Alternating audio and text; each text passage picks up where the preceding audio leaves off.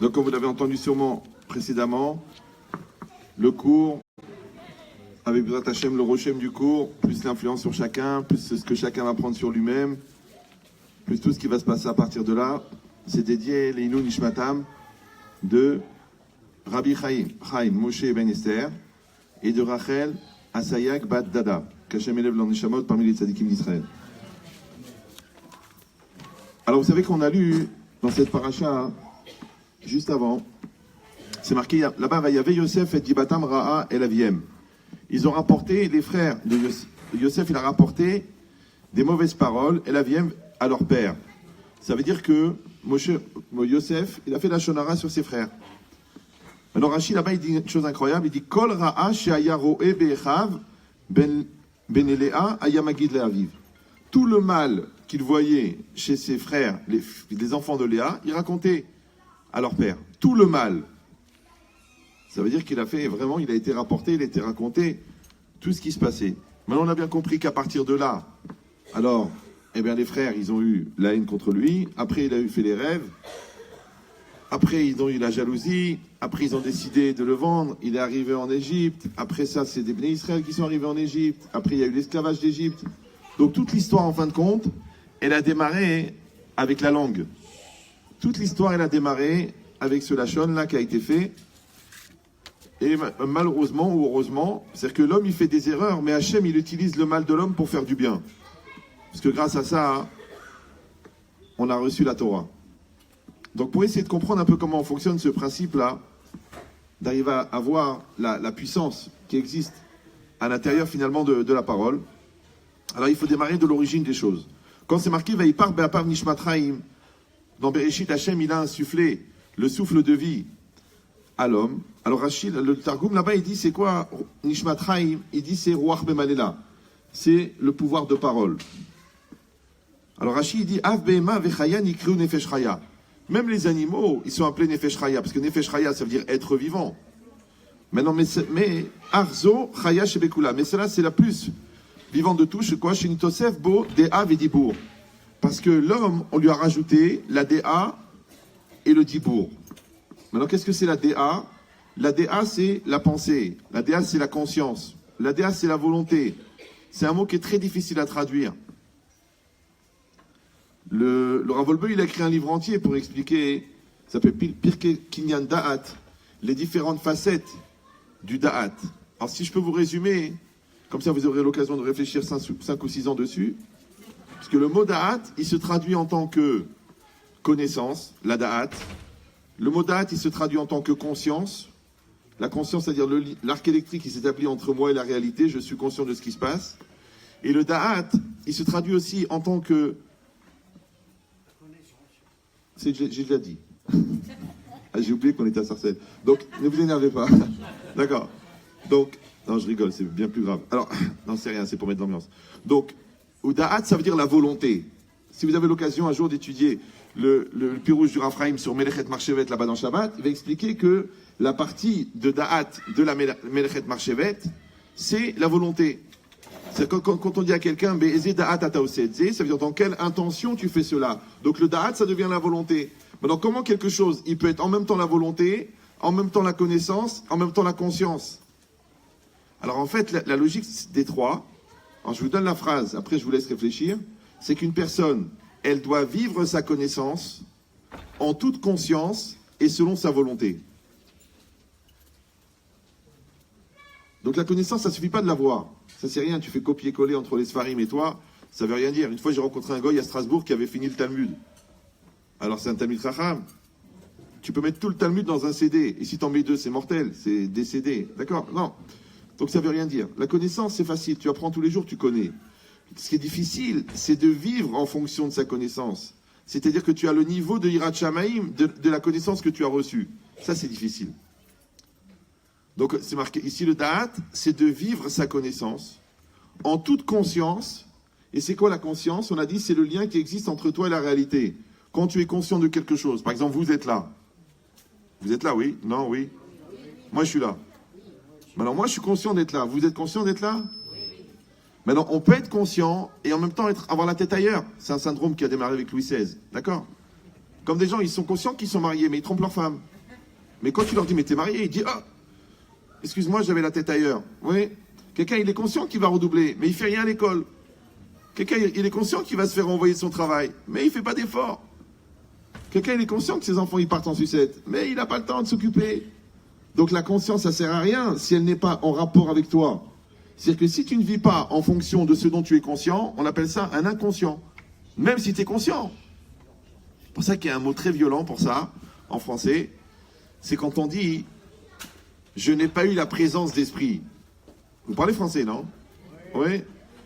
Quelqu'un, il dit « j'ai pas eu la présence d'esprit ». Moi, je parle avec des milliers de personnes. Je dis « mais comment tu as pu faire une chose pareille? Tu es marié, tu es religieux, tu fais le dafayomi, tu as été avec une autre femme. » Il dit « j'ai pas eu la présence d'esprit ». Les chachamim, ils appellent ça « rouar shtout ». C'est-à-dire, à un moment, j'ai eu un vent de folie. Avant la Avera, c'est un Talmid Chacham. Après la Avera, c'est un Talmid Chacham. Mais au moment de la Avera, il devient fou. Maintenant, il va légitimer. C'est pour ça qu'on a donné un cerveau. Hein, vous la connaissez pas, j'ai trop souffert, c'est trop difficile, c'est difficile en ce moment, le bon Dieu m'a oublié, la part de ça va pas, le magasin il est mal placé. Chacun, il va inventer des choses pour justifier les manques de présence d'esprit. Mais réfléchissez bien. Quand ton esprit n'est pas là, c'est ça le manque de présence d'esprit. Mais quand ton esprit n'est pas là, à quoi ça me sert que ton corps il est venu? Et ton costume il est venu? Et tes cheveux ils sont venus? Ça me sert à rien. Je dis mais quand même je suis venu. Puisqu'il manque l'esprit. Donc le manque de présence d'esprit, c'est le pire qui peut arriver. C'est pour ça que dans la Torah, quelqu'un qui est inconscient, il paye. Dans Shabbat, il amène un korban. Shogeg. D'accord? Celui qui est inconscient dans les dommages, il paye le dommage. Ah, tu dis, j'ai pas réfléchi, j'ai pas fait attention. Tu payes. Tu casses, tu payes. Ça s'appelle la pshia. Parce que si vous avez étudié bien Nézikine, dans les dommages, on est chayav beshmiratan. Parce que tu as été poshéa dans la shmira. On t'a pas reproché d'avoir cassé. On t'a reproché de ne pas avoir fait attention. De protéger. Vous sentez la différence ou non? C'est pareil. Dans la Vera. La Vera, c'est pas de fauter. Les gens, ils ont peur de fauter. Mais c'est pas grave de fauter. Parce que quand tu es déjà dans la faute, c'est déjà trop tard. Ce qui est grave, c'est de prendre le risque. Pourquoi tu prends le risque? Tu vois que Shabbat, tu rentres dans une heure, tu pars en vacances. Pourquoi tu prends le risque? Tu sais que ta femme, elle est sensible en ce moment, tu l'insultes. Pourquoi tu prends le risque? Tu sais que tu es un gars qui est fragile des yeux, tu regardes des films bizarres. Qui sont ni pour nous, ni pour vous. Pourquoi? Tu sais que c'est assourd. Ah, c'est rien, je cliquais. C'est ça Internet, tu cliques, après tu claques. Non, tu t'approches pas. Tu mets contrôle parental, tu enlèves la prise, tu jettes le modem par la fenêtre, trouve une solution. Mais ne dis pas, ah, c'est rien, en tout bien, tout honneur. Mais déjà, tu prends le risque. L'autre, elle a une jupe, elle n'est pas vraiment courte. Elle n'est pas courte, mais elle n'est pas longue.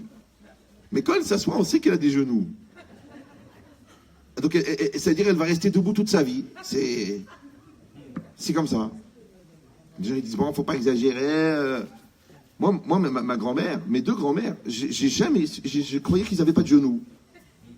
Je croyais qu'ils n'avaient pas de coudes. Je ne sais même pas qu'ils avaient des cheveux. Depuis l'âge de 14 ans, ils se sont couverts la tête en se mariant. On n'a jamais vu leurs cheveux. Si quelqu'un avait dit, ah ouais, c'est exagéré, on n'est plus à cette époque. Maintenant, grâce à Dieu, on a des beaux cheveux. On a des kilos en trop à montrer. C'est ça la surcharge pondérale. Ça veut dire c'est la bracha. C'est vrai, la femme, tu l'épouses à 60 kilos, en 10 ans, elle est à 120. Ça veut dire que tu as doublé la mise. D'accord? Non, la personne, elle doit savoir que la conscience, c'est la seule chose qui est propre à l'homme. Parce que la neshama, elle est divine. Le corps, c'est de la viande. Donc, qu'est-ce qui reste? Il reste le nefesh. Dans le nefesh, tous les éléments qui viennent du divin, l'intellect actif, l'intelligence, la force imaginative, la sérénité, tout ça, ça vient du divin. Regardez là-bas dans le Shmone Prakim du Rambam, il explique très très bien ça. Il y a un chapitre entier sur ça. Donc, qu'est-ce qui reste de l'homme dans l'homme? C'est une marque allemande, le truc, il n'arrête pas de... Vous avez compris ou non? Quand vous enlevez le corps qui est de la viande, et vous enlevez la neshama qui est divine, donc qu'est-ce qui reste de l'homme? Alors, j'explique pour les gens qui n'ont pas l'habitude de mes cours. Quand je pose une question, c'est une formulation interrogative qui vous invite à écouter ma réponse. Sinon, c'est un cours particulier, ça démarre à 13 000 €, je ne sais pas quelles sont les possibilités de chacun. Ouais. Non, j'exagère, c'est beaucoup plus cher. Donc, ça veut dire quoi? Ça veut dire que la conscience, c'est la seule chose chez l'homme qui est propre à l'homme. Donc si quelqu'un est inconscient, il n'y a personne ici. D'ailleurs, c'est une grande question quand on va aller au Lamaba 120 ans. Qui c'est qui va être jugé? La Neshama, elle est divine, elle ne va pas être jugée. Le corps, il va rester ici, sauf cas exceptionnel. Donc qu'est-ce qui va monter là-haut? C'est la conscience. C'est ça ce qu'on appelle le Nefesh. C'est pour ça que même quand on fait le Ribon Olam après le Shirachirim, on dit Olam Aneshamot et Olam Anefashot.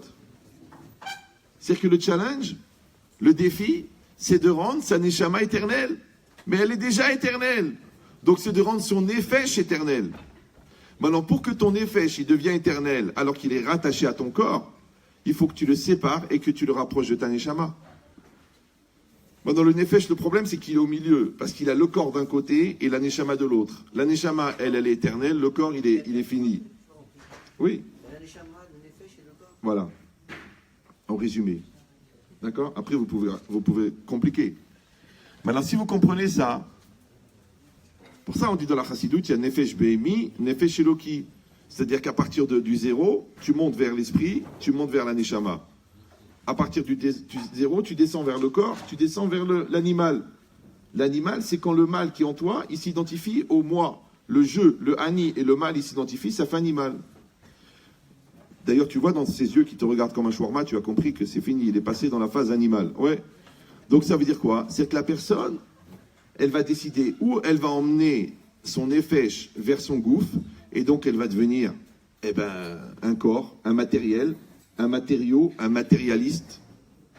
Soit elle va emmener son nefesh vers sa neshama, et elle va devenir une spiritualité, elle va devenir éternelle.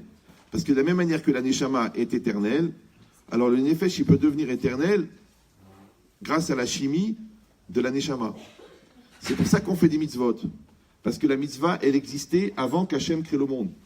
C'est marqué dans le Midrash Tanchuma, Hachem, 974 avant de créer le monde, 974 générations avant de créer le monde, il a écrit la Torah. Donc la Torah, elle existait avant que le monde existe. Maintenant, quand Hachem a créé le monde, il a créé la matière. Et quand il a créé la matière, il a créé le temps. Donc ça veut dire que la Torah existait avant que le temps existe. Alors des fois dans les conférences, les gens ils disent « Mais Rabbi Chetrit, vous êtes cartésien, vous êtes intelligent. Comment vous pouvez croire qu'un texte qui a plus de 3500 ans, il peut encore répondre à des problèmes d'actualité ?» Moi je leur dis « Mais ça veut rien dire. » Parce que qu'est-ce que vous dites? Vous dites que la Torah elle est dépassée. Mais la Torah elle ne peut pas être dépassée. Parce que pour que la Torah elle soit dépassée par le temps, il faudrait qu'elle soit soumise au temps. Mais comme la Torah existait avant que le temps existe, donc elle ne subit pas le temps. Donc elle ne vieillit pas avec le temps, puisqu'elle est intemporelle. Ça va? Vous voyez, c'est un truc logique, c'est un truc facile. Pourquoi il ne pense pas à ça? Il reste sur sa question. Pourquoi? Parce qu'il sait que s'il entend la réponse du bon sens, il va être obligé d'être Shomer Shabbat. Donc il préfère rester avec sa réponse, avec sa question. C'est comme une mouche, elle est sur la table. Elle est posée, tranquille, en train de prendre le soleil. Vous prenez un verre très propre, et vous posez le verre sur la mouche. D'accord? Après 2 secondes, vous bougez un petit peu le verre. Qu'est-ce qu'elle fait la mouche? Elle sent en mouvement, elle s'envole. Mais comme il y a le verre, elle reste enfermée dans le verre. Et elle fait bzzz.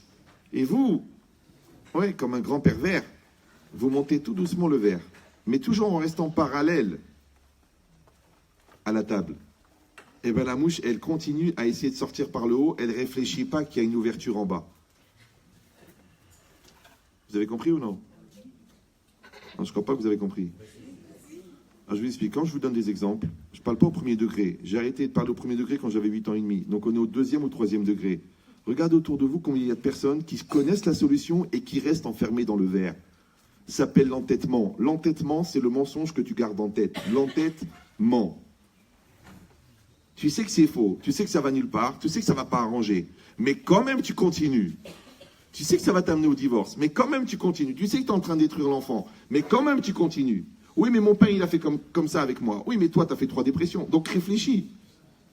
Non, la personne, elle s'entête. Pourquoi? Parce qu'elle ne veut pas réfléchir qu'il y a une autre ouverture, il y a une autre possibilité. Et c'est vrai, quand vous avez un mur devant vous, il y a un mur. Il y a un mur. Et il n'y a pas de porte, il n'y a pas de fenêtre. Comment vous faites? Alors les gens ils disent, je casse le mur. Il y en a, ils disent, je saute le mur. Et moi, je leur dis, mais faites le tour. Faites le tour. Arrange-toi. Trouve une solution. Le problème, c'est que pour faire le tour, il faut se remettre en cause. Et ça, c'est un muscle qui n'est pas beaucoup développé chez les gens. Vous savez qu'il y a beaucoup de gens qui fonctionnent comme les avions. Les avions, ils peuvent voler 12 heures sans arrêt, mais ils ne peuvent pas faire une marche arrière de 3 mètres. Pour sortir de l'emplacement du garage, ils ont besoin d'un espèce de chariot, là, qui va les attraper pour les sortir du garage. Tu dis, mais attends, tu sais la puissance? Il pèse 200 tonnes, l'avion. Il emmène 400 personnes. Il y a des dizaines de tonnes de bagages. Il a besoin d'un truc. Oui, il n'y a pas de marche arrière. Il y a des gens, il n'y a pas de marche arrière. Ça s'appelle des psychorigides. Que la marche avant. Oui, jusqu'à la mort. Brel jusqu'à la mort. Et si en plus, Ménachamaim, il s'appelle Jacques, alors ça veut dire c'est fini. Restez concentrés, ne me quittez pas. D'accord? Donc, l'idée c'est quoi? C'est que la personne, elle garde sa conscience. On a dit que la conscience, c'est la seule chose qui est propre à l'homme. Et que le mot da'at, il a 3 sens. Il veut dire connaissance, il veut dire conscience, et il veut dire volonté. Maintenant, si dans cette situation, vous avez la conscience et la volonté, et vous n'avez pas la connaissance, vous êtes foutu. C'est une grave maladie, ça s'appelle si j'avais su. Même les goïms, ils disent nul n'est censé ignorer la foi. D'accord? C'est-à-dire que tu es obligé de savoir. Tout Israël doit connaître. Tout le monde doit connaître la Torah. Parce que s'il te manque la connaissance, tu vas rater ta vie. Maintenant, tu as la conscience et la volonté, mais il te manque la connaissance. Si tu as la connaissance, attention, et la conscience, mais tu n'as pas la volonté, ça s'appelle le flemmard ou la personne qui n'a pas confiance en lui. Si tu as la volonté et la connaissance, mais tu n'as pas la conscience, donc tu es à côté de la plaque. Tu rates la réalité. Les choses, elles passent. Et toi, tu réagis toujours en différé. Genre, 2 heures après l'engueulade, tu dis, j'aurais dû lui dire. 2 ans après le divorce, tu dis, allez, je vais entamer une thérapie. 4 ans après que les enfants ils sont partis, tu commences à lire les livres de Françoise Dolto. Et tu... Mais quel intérêt de voir un match après qu'il a déjà passé et que tu connais le résultat? Il y a des gens comme ça, ils vivent en différé. Ils sont répertoriés sur Allah.com. D'accord? Une personne, elle doit être minimum, khfifa. Véloce, réactive, khfif. Interdit d'être lourd. Parce que je vous dis la vérité. Quelqu'un qui est religieux, équilibré, heureux, croyant, bien dans sa tête, la vie, elle n'est pas facile. Alors quelqu'un qui n'est pas croyant, lourd, à moitié bourré et bête, celui-là, il reste une solution. Mais je ne sais pas si je peux vous la dire. Je vous l'ai dit. Idgadal, Vidgada, Shem. Qu'est-ce qu'il va faire, le gars? Il est foutu. C'est pour ça que dans la Torah, il est interdit d'être bête. Il est interdit d'être lourd. Il est interdit d'être ignorant. Il est interdit d'être inconscient. C'est interdit. C'est pas la peine de commencer à réfléchir. Il y a des niveaux, des fois c'est plus facile. Toi, tu as eu de la chance, tu as grandi dans un milieu favorisé. Il n'y a pas. Tout le monde a les mêmes chances. Tout le monde Pourquoi? Parce que de toute façon, Hachem ne va jamais te demander une épreuve plus grande que celle que tu peux supporter. Moi, je dis toujours une phrase pour vous rappeler. Le chamelier connaît ses chameaux. Le chamelier connaît ses chameaux. Celui-là, il lui a mis 40 kilos. Celui-là, il lui a mis 400 kilos. Maintenant, le chameau a 2 défauts. Premier défaut du chameau, il refuse de porter son poids. Deuxième défaut plus grave, il compare avec le poids de l'autre. Pourquoi celui-là, il a une femme sympa? Et pourquoi ses enfants à lui, ils comprennent du premier coup? Et pourquoi celui-là, là où il met la main, il éclate la parnassa? Pourquoi? Pourquoi? Il n'y a pas de pourquoi, là, t'es que le quoi, il n'y a pas. Tu sais, les gens qui crient toute la journée lama, lama, lama, ils deviennent fous. C'est un syndrome en psychiatrie, il s'appelle Serge. C'est des gens qui se lèvent le matin en se mettant à chanter « Je suis malade ». C'est normal. Il n'y a pas de lama. C'est Xeramina Shamaim. Tu acceptes ou non? Tu dis « Je ne veux pas accepter ». Alors tu crois parce que tu l'acceptes moins, c'est plus facile. Moi, je vous donne un secret. Une plaie que tu n'acceptes pas, elle ne cicatrise pas. Et pire encore, à chaque fois que tu y repenses, à chaque fois, elle va encore s'infecter. Jamais elle se termine, parce que tu ne l'as pas accepté. D'abord, tu acceptes C'est ça la ségoula. C'est une des ségoulottes de la Emouna. D'abord, tu acceptes. Là, tu dis non, je ne suis pas d'accord. Et tu te rebelles. Mais après, à quoi ça sert de se rebeller? Ça change quelque chose maintenant. Oui? Le gars, toute sa vie, une femme, elle m'a téléphoné. Mais Rabben Chetrit, je voulais savoir, est-ce que vous pensez que mon mari est mon zivoug? Je dis, écoutez, madame, vous êtes mariée depuis 1 semaine, 2 semaines. Elle m'a dit 22 ans. Je dis, mais combien vous avez d'enfants? Elle m'a dit 9. Je dis, ben 9 enfants, ça veut dire que 9 fois le ballon, il a été au fond du but. Je veux dire, alors, et le Khatam Sofer, il dit, à partir d'un enfant, ça veut dire que c'est ton zivoug. Alors, qu'est-ce que tu veux maintenant, toi? Il y en a qui disent, si elle était sur la choupa, c'est ton zivoug. Mais elle refuse. Non, non, parce que moi, je suis une intellectuelle, et lui, c'est un manuel. Je dis, vous êtes une intellectuelle, madame? Elle dit, oui. Je dis, moi, je suis pas spécialement débile. Moi, quand j'avais 17 ans, je dictais des dissertes de philo au 4e année d'Hippocagne. Alors, je dis, venez, on va parler de philosophie. On a commencé à parler, elle ne comprenait même pas un mot. J'ai dit, écoutez, je ne crois pas que vous êtes philosophe. Par contre, je pense que vous êtes Hamara. C'est pas grave. Donc peut-être que votre mari, ouais, c'est quelqu'un de juste simple, il est normal. Mais vous croyez que vous êtes une intellectuelle.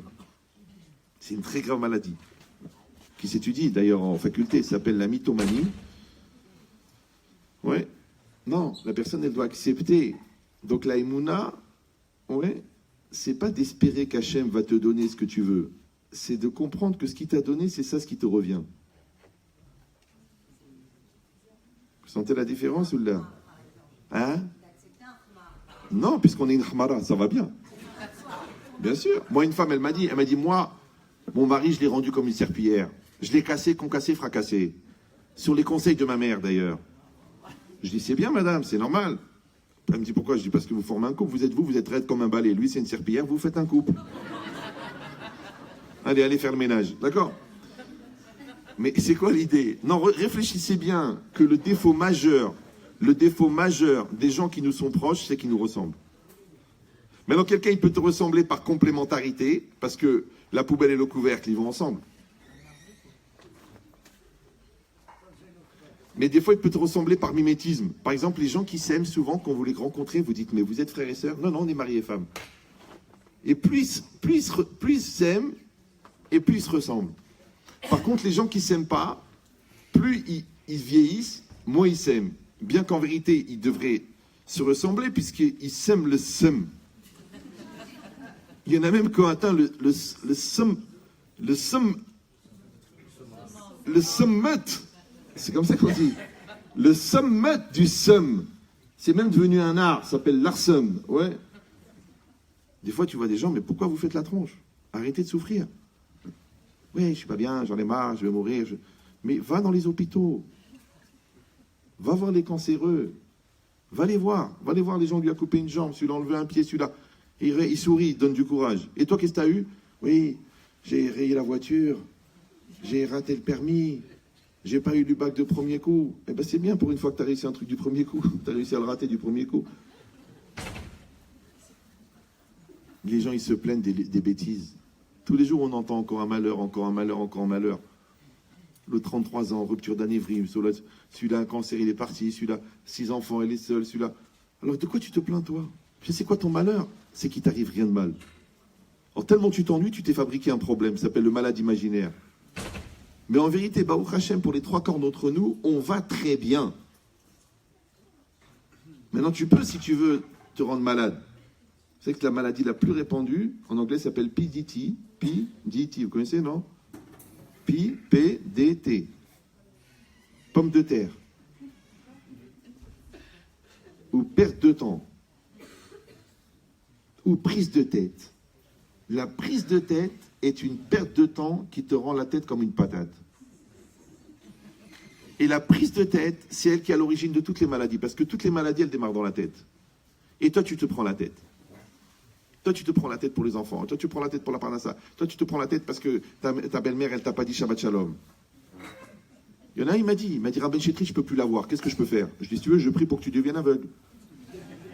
Il m'a dit, ça va aller. Mais c'est quoi l'idée? L'idée, c'est que vous avez compris maintenant que quand la personne, elle a développé la conscience, qu'elle a développé la volonté et qu'elle a développé la connaissance, les 3 ensemble, je répète la phrase que vous devez apprendre par cœur, vous pouvez l'écrire sur un mur ou la tatouer dans le dos de votre femme, ouais, c'est je dois vivre ma connaissance en toute conscience et selon ma volonté. Maintenant, quand les trois sont réunis et vécus en même temps, ça s'appelle en français Ben Da'at, en hébreu. Et en français, c'est personne mature. C'est ça la maturité. C'est ça le Da'at.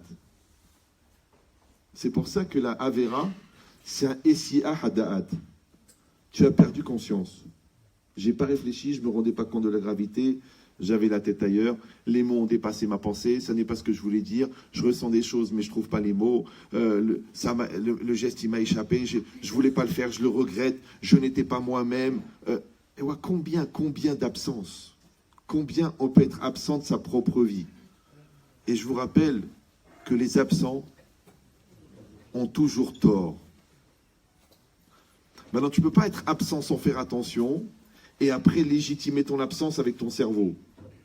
Parce que vous croyez que c'est pour rien que je crie à cause de ça. Vous croyez que c'est pour rien que je m'énerve à cause de ça. Vous croyez que c'est pour rien que je vole à cause de la parnassa. Vous croyez que c'est pour rien que je mens pour le shalom. Et ouais, dis-moi, pour chaque avéra, tu as une raison. Mais pourquoi quand on meurt, on arrive au Olam Ha'emet? Pourquoi ça s'appelle Olam Ha'emet? Le monde de la vérité. Parce qu'il n'y a plus de baratin. Et le baratin, c'est pas un endroit où on sert des tisanes. Vous avez une réactivité qui est proche du coma. Hein, Bah oui, non, j'ai besoin des blagues pour savoir si vous suivez, parce qu'il y a des gens qui arrivent à dormir avec les yeux ouverts. Ou alors ils bougent un peu la tête, là, comme les chiens en plastique à l'arrière du R12. D'accord? Donc, si vous suivez les blagues, je sais que vous êtes avec moi. Vous me suivez ou non? Si vous êtes avec moi, ça m'intéresse. Parce que l'acuité intellectuelle que vous allez développer pour ne pas rater la prochaine blague, elle crée l'ouverture d'esprit dans laquelle je peux introduire le prochain chidouche qui générera la prochaine remise en cause et la prochaine teshuva. C'est presque la démagogie. Non, parce que les gens ils me disent, mais pourquoi vous faites des blagues? Pourquoi vous n'êtes pas un classique? Je ne suis pas un rabbin classique parce que le moule, on l'a cassé. D'accord? Maintenant, celui qui a un petit peu étudié la Torah, et qui prend des notes, et qui réécoute les cours en regardant les références, il verra qu'il faut étudier au moins 10-15 ans pour comprendre de quoi ça parle. Mais on met dans une ambiance sympathique et conviviale pour que tout le monde comprenne. Mais la profondeur, elle est là. J'ai des gens qui ont fait 30 ans de Kollel Hazonish, ils écoutent les cours tous les jours. Il y en a, il a écouté 68 fois le cours sur la lumière. Et il n'est pas brel. Il a écrit 4 Sfarim sur le Shulchan Aruch. L'autre, il a écrit 3 classeurs de commentaires sur le livre bleu. Et les gens, ils disent, moi, je l'ai acheté, mais je ne l'ai pas lu. Mais je dis, c'est pas une mezouza.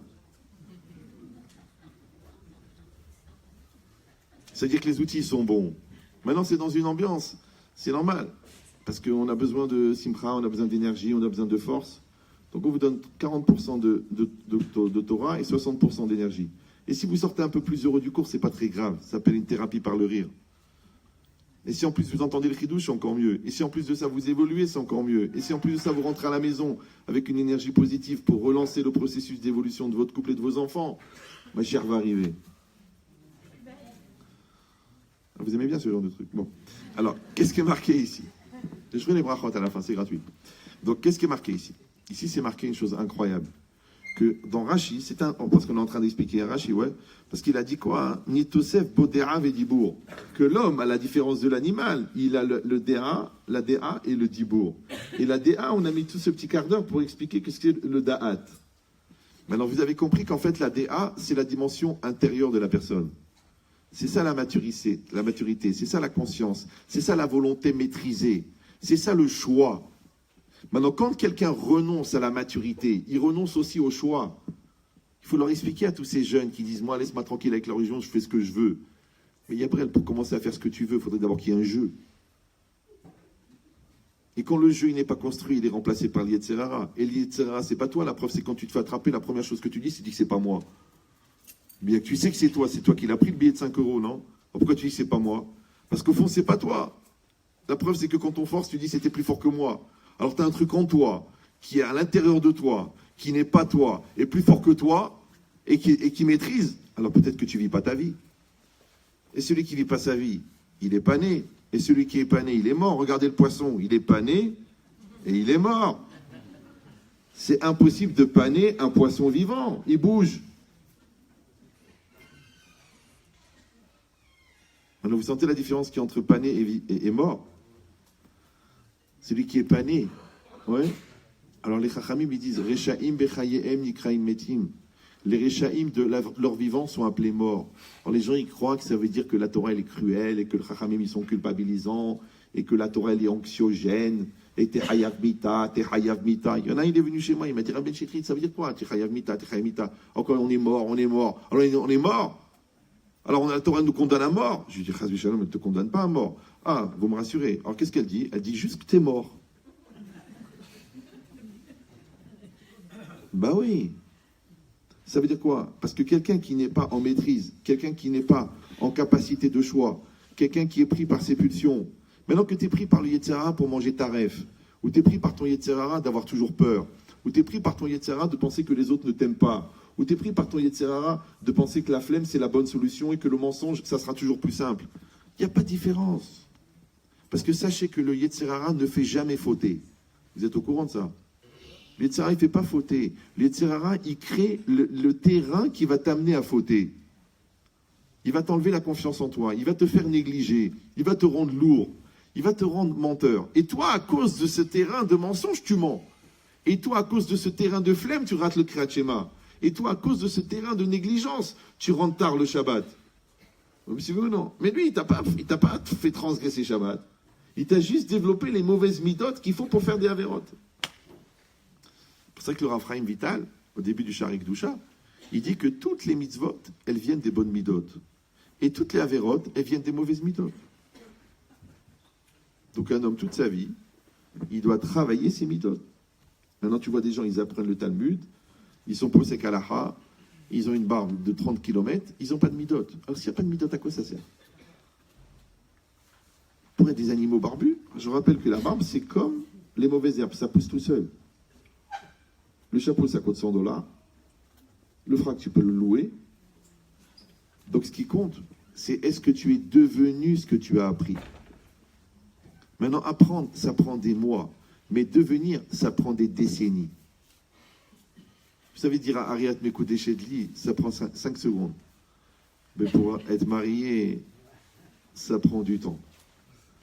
Ouais, pour devenir parent, ça prend du temps. J'ai demandé une fois à une femme, Madame, qu'est-ce que ça veut, une jeune femme, une jeune maman, elle a accouché la première fois, 23 ans, Nia, comme ça, Calimero. J'ai dit, qu'est-ce que ça vous fait d'être une maman? Elle me dit, eh ben, ça vous fait rien. Parce que vous n'êtes pas une maman. Une maman, vous allez devenir, quand vous allez vous lever pendant 6 mois toute la nuit, et quand il va vous vomir sur la tête, et après quand il va courir des bêtises, et quand vous allez supporter son caractère, et quand vous allez changer 6000 fois la couche, et quand il va vous tirer la plata juste avant Shabbat, le jour où le Shabbat où votre belle-mère elle vient, et quand il va coller des étiquettes dans toute la maison, et qu'il va mettre de la lessive partout, là vous allez devenir une maman. Ça prend du temps de devenir une maman. C'est pas comme ça. Et pareil un papa. Ouais. Donc les gens qui s'occupent de leurs enfants, ils deviennent parents. Donc on ne peut pas devenir parent en s'occupant de ses enfants une fois par an. C'est ça la différence entre un éleveur de poulets et un parent juif. Un éleveur de poulets, imagine, il a élevé 10 000 poules. Et le gars, il doit avoir un doctorat de Hinour.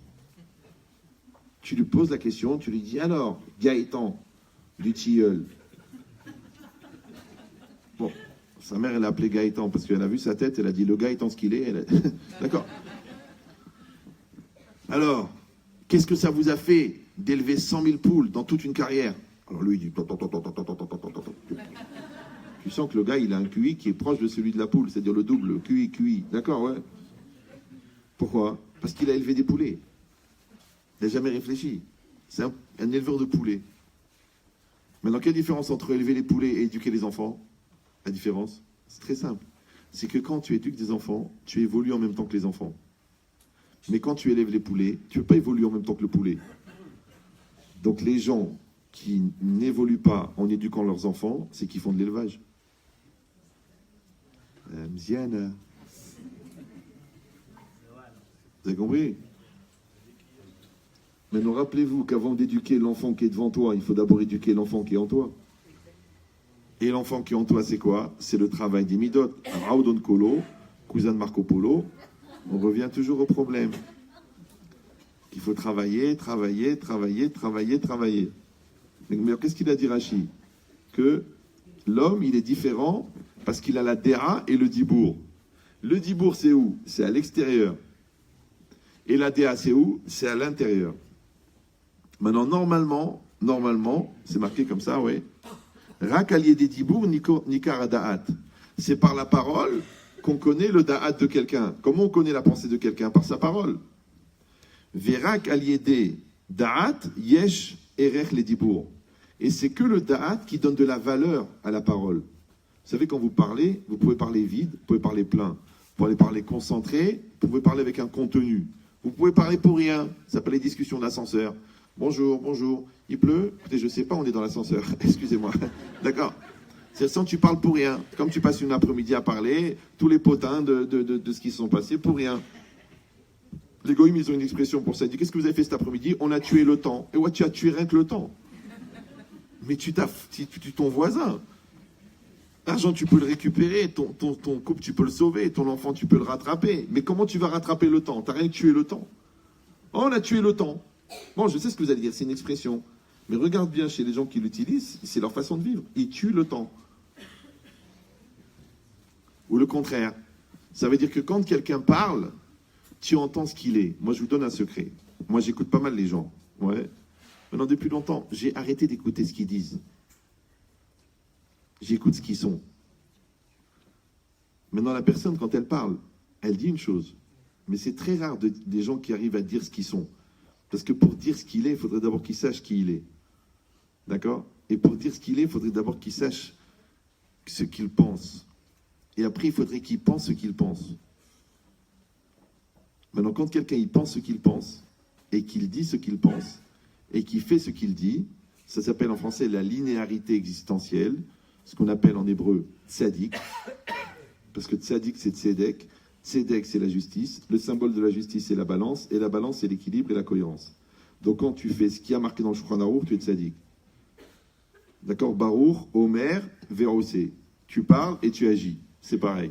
Si tu agis d'une autre manière que tu parles, si tu dis autre chose que ce que tu penses, si tu penses autre chose que ce que tu penses, tu vas me dire, mais comment est-ce qu'on peut penser autre chose que ce qu'on pense, puisqu'on le pense?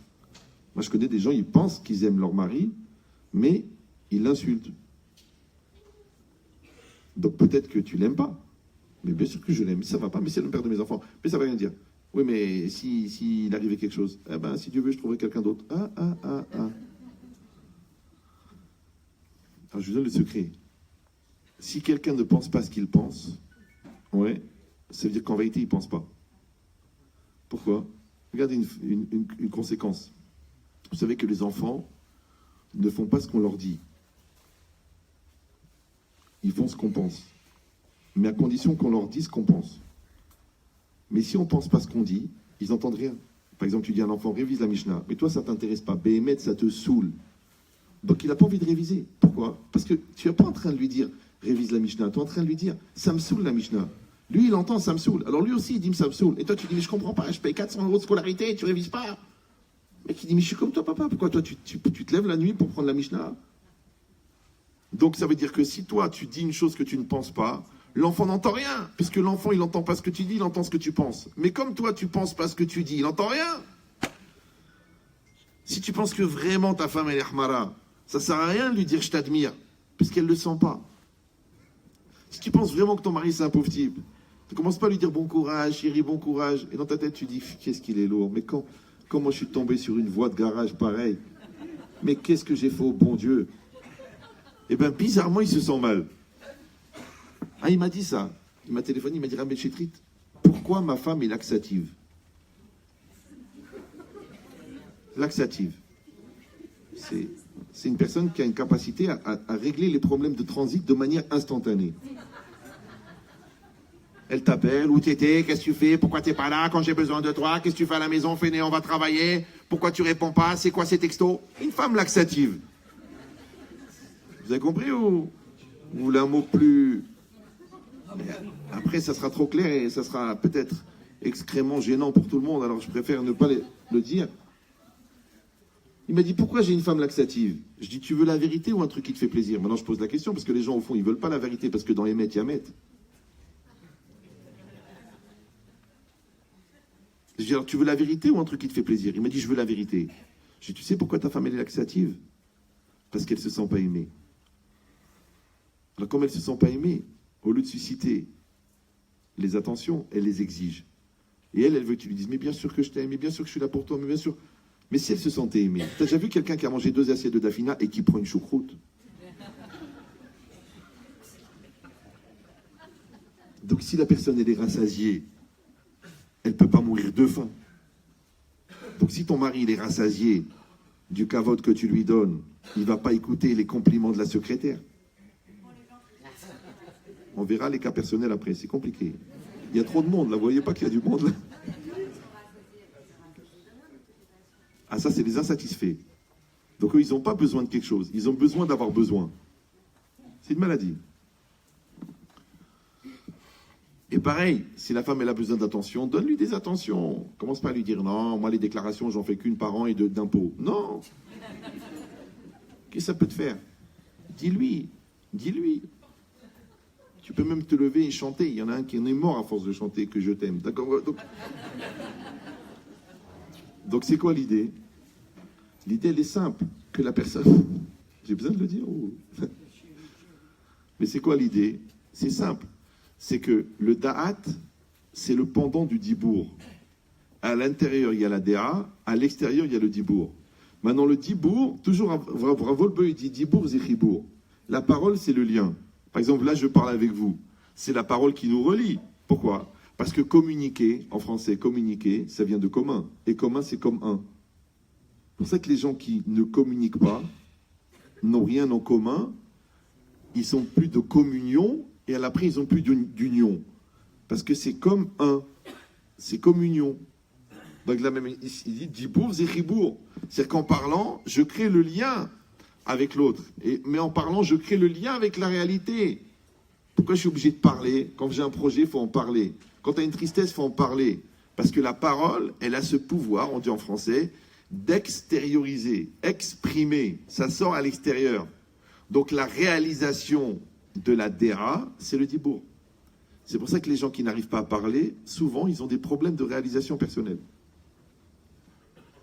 Il dit qu'il est timide, il est mal dans sa peau, il n'a pas confiance en lui. Non, en vérité, c'est un problème de projection. C'est un problème d'existence. Exister, extérieur, ister, être à l'extérieur. Maintenant, quelqu'un qui n'arrive pas à exprimer et qui n'arrive pas à extérioriser, souvent, il n'arrive pas à exister non plus. Maintenant, le problème, c'est qu'on ne peut pas coexister avec quelqu'un qui n'existe pas. Donc, on est obligé d'encourager l'autre à exister pour pouvoir ensuite coexister. Et si vous allez dire, bah, c'est compliqué. Moi, je pense pas. Je pense que vous êtes tout à fait capable de comprendre. Les mots, ils sont compliqués, mais le sens est simple. C'est la différence entre cohabiter et coexister. Tu peux cohabiter avec quelqu'un, mais c'est dommage, il faut coexister avec quelqu'un. Maintenant, quand tu coexistes avec quelqu'un, ça veut dire que vos 2 esprits font un. Après, vos 2 cœurs font un. Après, vos 2 corps font un. Et après, vos 2 neshamot font un. C'est pour ça que quand les gens ils vieillissent, et à la fin, le corps il est fatigué, qu'ils n'ont plus besoin de parler parce qu'ils se comprennent, et que leur cœur il est tellement fort qu'ils sont l'un avec l'autre, souvent, quand il y en a un qui part, l'autre, il ne survit pas longtemps. Parce qu'il y a la moitié de sa neshama qui est partie, comment il va survivre? Si vous, sur 4 pistons, il y en a 2 qui s'arrêtent, comment la voiture, elle roule? Donc, en vérité, la personne, elle va créer un lien avec la parole. Dibour, zichibour. Ouais. Mais ce lien-là, encore une fois, il va être qu'un véhicule. Le véhicule de quoi? De ce que tu as mis dedans. Et qu'est-ce que tu as mis dedans? La DA. Donc, si quelqu'un, il ne développe pas son intelligence, donc son discours, il est nul. Maintenant, même au-delà de ce que tu dis, au-delà du discours, comment il s'appelle ce grand philosophe qui a un grand joueur de poker qui a écrit le discours de la méthode? Descartes, très grand joueur de poker, ouais, très connu. Et vraiment, vous avez une réactivité incroyable. On dirait la vitesse de déplacement des Alpes. Mais c'est quoi l'idée? Ouais. Que la personne, ouais, quand elle croit que le discours, il est dans la parole. Le discours dépend dans la parole. C'est pour ça que je vous ai dit, il ne faut pas écouter ce que les gens ils disent. Il faut écouter ce que les gens y sont. Maintenant, quand tu écoutes le ton, l'intonation, la conviction, le niveau sonore, l'âge de la voix. L'âge de la voix. C'est ce que c'est l'âge de la voix. Par exemple, si vous dites à vos enfants, à 8 h du soir, bon allez, c'est l'heure d'aller dormir. Ils vont aller dormir. Mais si vous dites, les enfants, c'est l'heure d'aller dormir. Donc l'enfant, il entend le pleur. Donc il entend l'enfance. Donc lui, il dit, j'ai peur d'aller dormir parce que j'ai peur du noir. L'autre qui est censé me rassurer, elle panique. Alors maintenant, vous savez que quand les noyés voient que les maîtres nageurs se noient, ça les stresse. Donc ta voix, elle ne doit pas contenir la peur. Tu dis, mais moi, j'ai pas voulu avoir peur. J'ai exprimé ce que je suis. Donc tu es obligé de te rassurer avant d'assurer. Parce que normalement, on assure et ensuite, on rassure. Ouais. Toi, tu es obligé de te rassurer avant d'être rassurant. Et après, tu rassures. Et dans tout, c'est pareil. Ouais. D'abord, tu dois être clair et après, tu dois expliquer. Si tu n'es pas clair, n'explique pas. Alors, si tu n'es pas clair, ne dis pas comment ça se fait que vous ne comprenez rien. Puisque toi-même, tu n'es pas clair. Il y a un papa, il a dit à son fils, mon fils, tu vas à l'école. Quand tu ne comprends pas ce qu'il dit le moré, tu lui demandes de répéter. Si la deuxième fois qu'il a répété, tu n'as toujours pas compris, c'est que c'est lui qui n'est pas clair. C'est lui, il n'a pas compris ce qu'il dit. Mais si vous allez me dire ça n'a pas de sens, que le professeur, il ne comprend pas ce qu'il dit.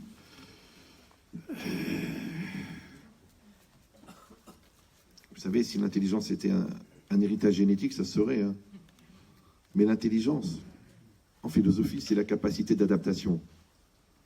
Donc le contraire de l'intelligence, la bonnerie, mais avec un C, c'est l'incapacité de s'adapter. Donc les gens qui n'arrivent pas à s'adapter, c'est les imbéciles. Les gens qui arrivent à s'adapter, c'est les gens intelligents. Maintenant, s'adapter, ça veut dire d'être en adéquation avec la réalité. Maintenant, si toi, tu es en décalage avec la réalité, tu as deux problèmes. Problème que tu n'as pas confiance en toi, problème que tu n'as pas confiance en Dieu. Donc ça te fait deux séparations de la réalité. Maintenant, la réalité, elle ne va pas attendre que tu deviens sûr de toi. Parce qu'elle a un défaut majeur, la réalité. C'est qu'elle avance. Vous savez, la vie, c'est comme une gare. Et il y a des trains. Les trains, c'est les opportunités. Maintenant, les trains, ils partent. Les opportunités, elles passent. Les occasions, elles passent. Les choses, elles se présentent. Et les choses, on les prend, on les rate. C'est comme si quelqu'un il veut prendre le train de 8h17. Le 10 mai 2017, il a le train de 8h17. Il arrive à la gare, comme un fou avec sa valise. Et bien sûr, il tombe juste sur le quai où il n'y a pas d'escalator. Il arrive en haut, il a pris une valise qui est le frigo. Il a un bras qui s'est allongé de 62 cm. Il arrive en haut et il voit le train qui part. Voilà. Bon al-Salah. Alors il attrape le contrôleur, il dit, je comprends pas. J'ai un billet pour le train de 8h17. Je suis sur le quai du train de 8h17. Il y a marqué l'horloge de la SNCF 8h17. Où il est le train de 8h17? Il dit, il est là, monsieur, le voilà. Mais il dit, il est parti. Mais oui, il est parti à 8h17. Vous comprenez ou non? Les trains, ils partent à l'heure. Donc ça ne sert à rien de venir à l'heure. Il faut venir à l'avance. C'est pas que le jour du bac, tu dis, allez, je me mets à bosser. Toi, tu te prépares pour l'année prochaine. C'est pas que maintenant que la chose, elle est vendue, tu dis, ça y est, j'ai décidé de l'acheter. Elle est vendue. Quand tu vois un immeuble à Saint-Mandé, à 900 000 €, 4 étages, tu l'achètes pas. T'es pas Ahmar, toi. Toi, t'as pas de cerveau. Oui, mais peut-être c'est une embrouille, c'est un traloued. Mais je comprends pas, c'est ta cousine. Elle est secrétaire chez le notaire.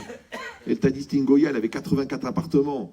Ils ont tout liquidé, il reste un immeuble à Saint-Mandé en façade, mais il y a beaucoup de travaux. Mais 900 000 €, un immeuble, 4 étages en façade à Saint-Mandé, tu l'as pas acheté? Ah, mais je voulais réfléchir. Mais il est vendu. Mais Rav, qu'est-ce que vous dites? Il est vendu. Mais je peux encore appeler, il est vendu, Yabrel. Parce que quand on te présente un truc comme ça, il faut réagir. Sinon, tu vas continuer avec l'écureuil. Là-bas, il reste rien que les noisettes, c'est tout. C'est pour ça qu'ils ont appelé ça le livret A. Parce qu'à la fin de l'année, quand tu vois les bénéfices, tu dis A. Au début, ça s'appelait le livret Khlet, mais après, ça ne se vendait pas. Alors, ils ont dit, on va l'appeler le livret A. Dit cette logique, c'est que la personne, elle doit réagir. Ouais. Elle doit être dedans. Et ça, c'est quoi? C'est le lien que tu as avec la réalité. Et ce lien-là, c'est le chibour. Et on a dit que le chibour, c'est le dibour. Donc là, vous avez compris maintenant. La partie intérieure de la personne que tu vas passer ta vie à construire, ça s'appelle ta maturité, ça s'appelle le da'at. Maintenant, le da'at, quand il va évoluer, ton dibour va évoluer. Parce que tu n'as pas le même discours à 14 ans comme tu as à 20 ans. Et tu n'as pas le même discours à 30 ans que tu as à 20 ans. Et tu n'as pas le même discours à 40 ans que tu as à 30 ans. C'est normal. Parce que tu n'as pas les mêmes épreuves à 20 ans qu'à 30 ans. Et tu n'as pas les mêmes épreuves à 50 ans qu'à 20 ans. Maintenant, si toi, attention, tu donnes le discours de 20 ans pour un problème de 50 ans, c'est que tu as un da'at de 14 ans.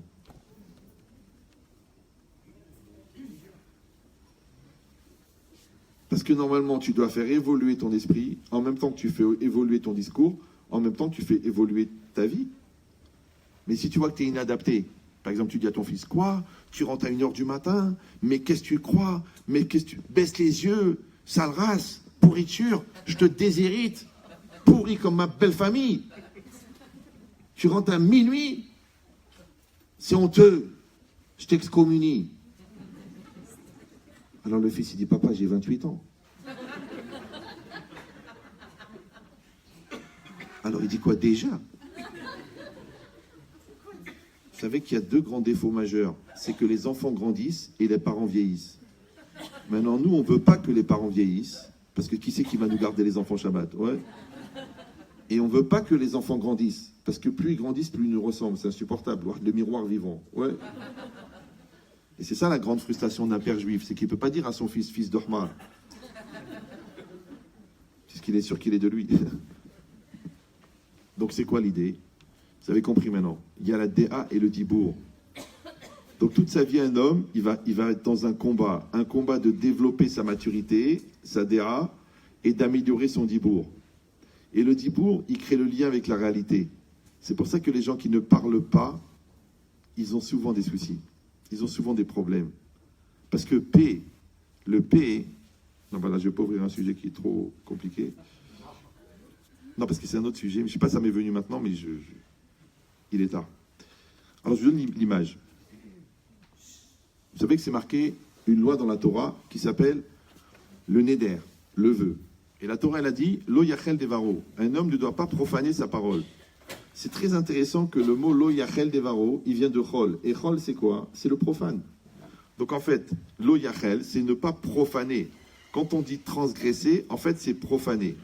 Maintenant, ta parole, elle doit être Kodesh. C'est quoi Kodesh? C'est saint. C'est quoi saint? Saint, c'est Mouvdal Mina Chomer. C'est séparé de la matière. Maintenant, toi, tu peux avoir un langage saint. Ouais, mais saint, c'est S-A-I-N-T et S-A-I-N. D'accord? Maintenant, quand toi, tu as un langage qui est saint, alors automatiquement, ta parole, elle est préservée, donc elle a une force.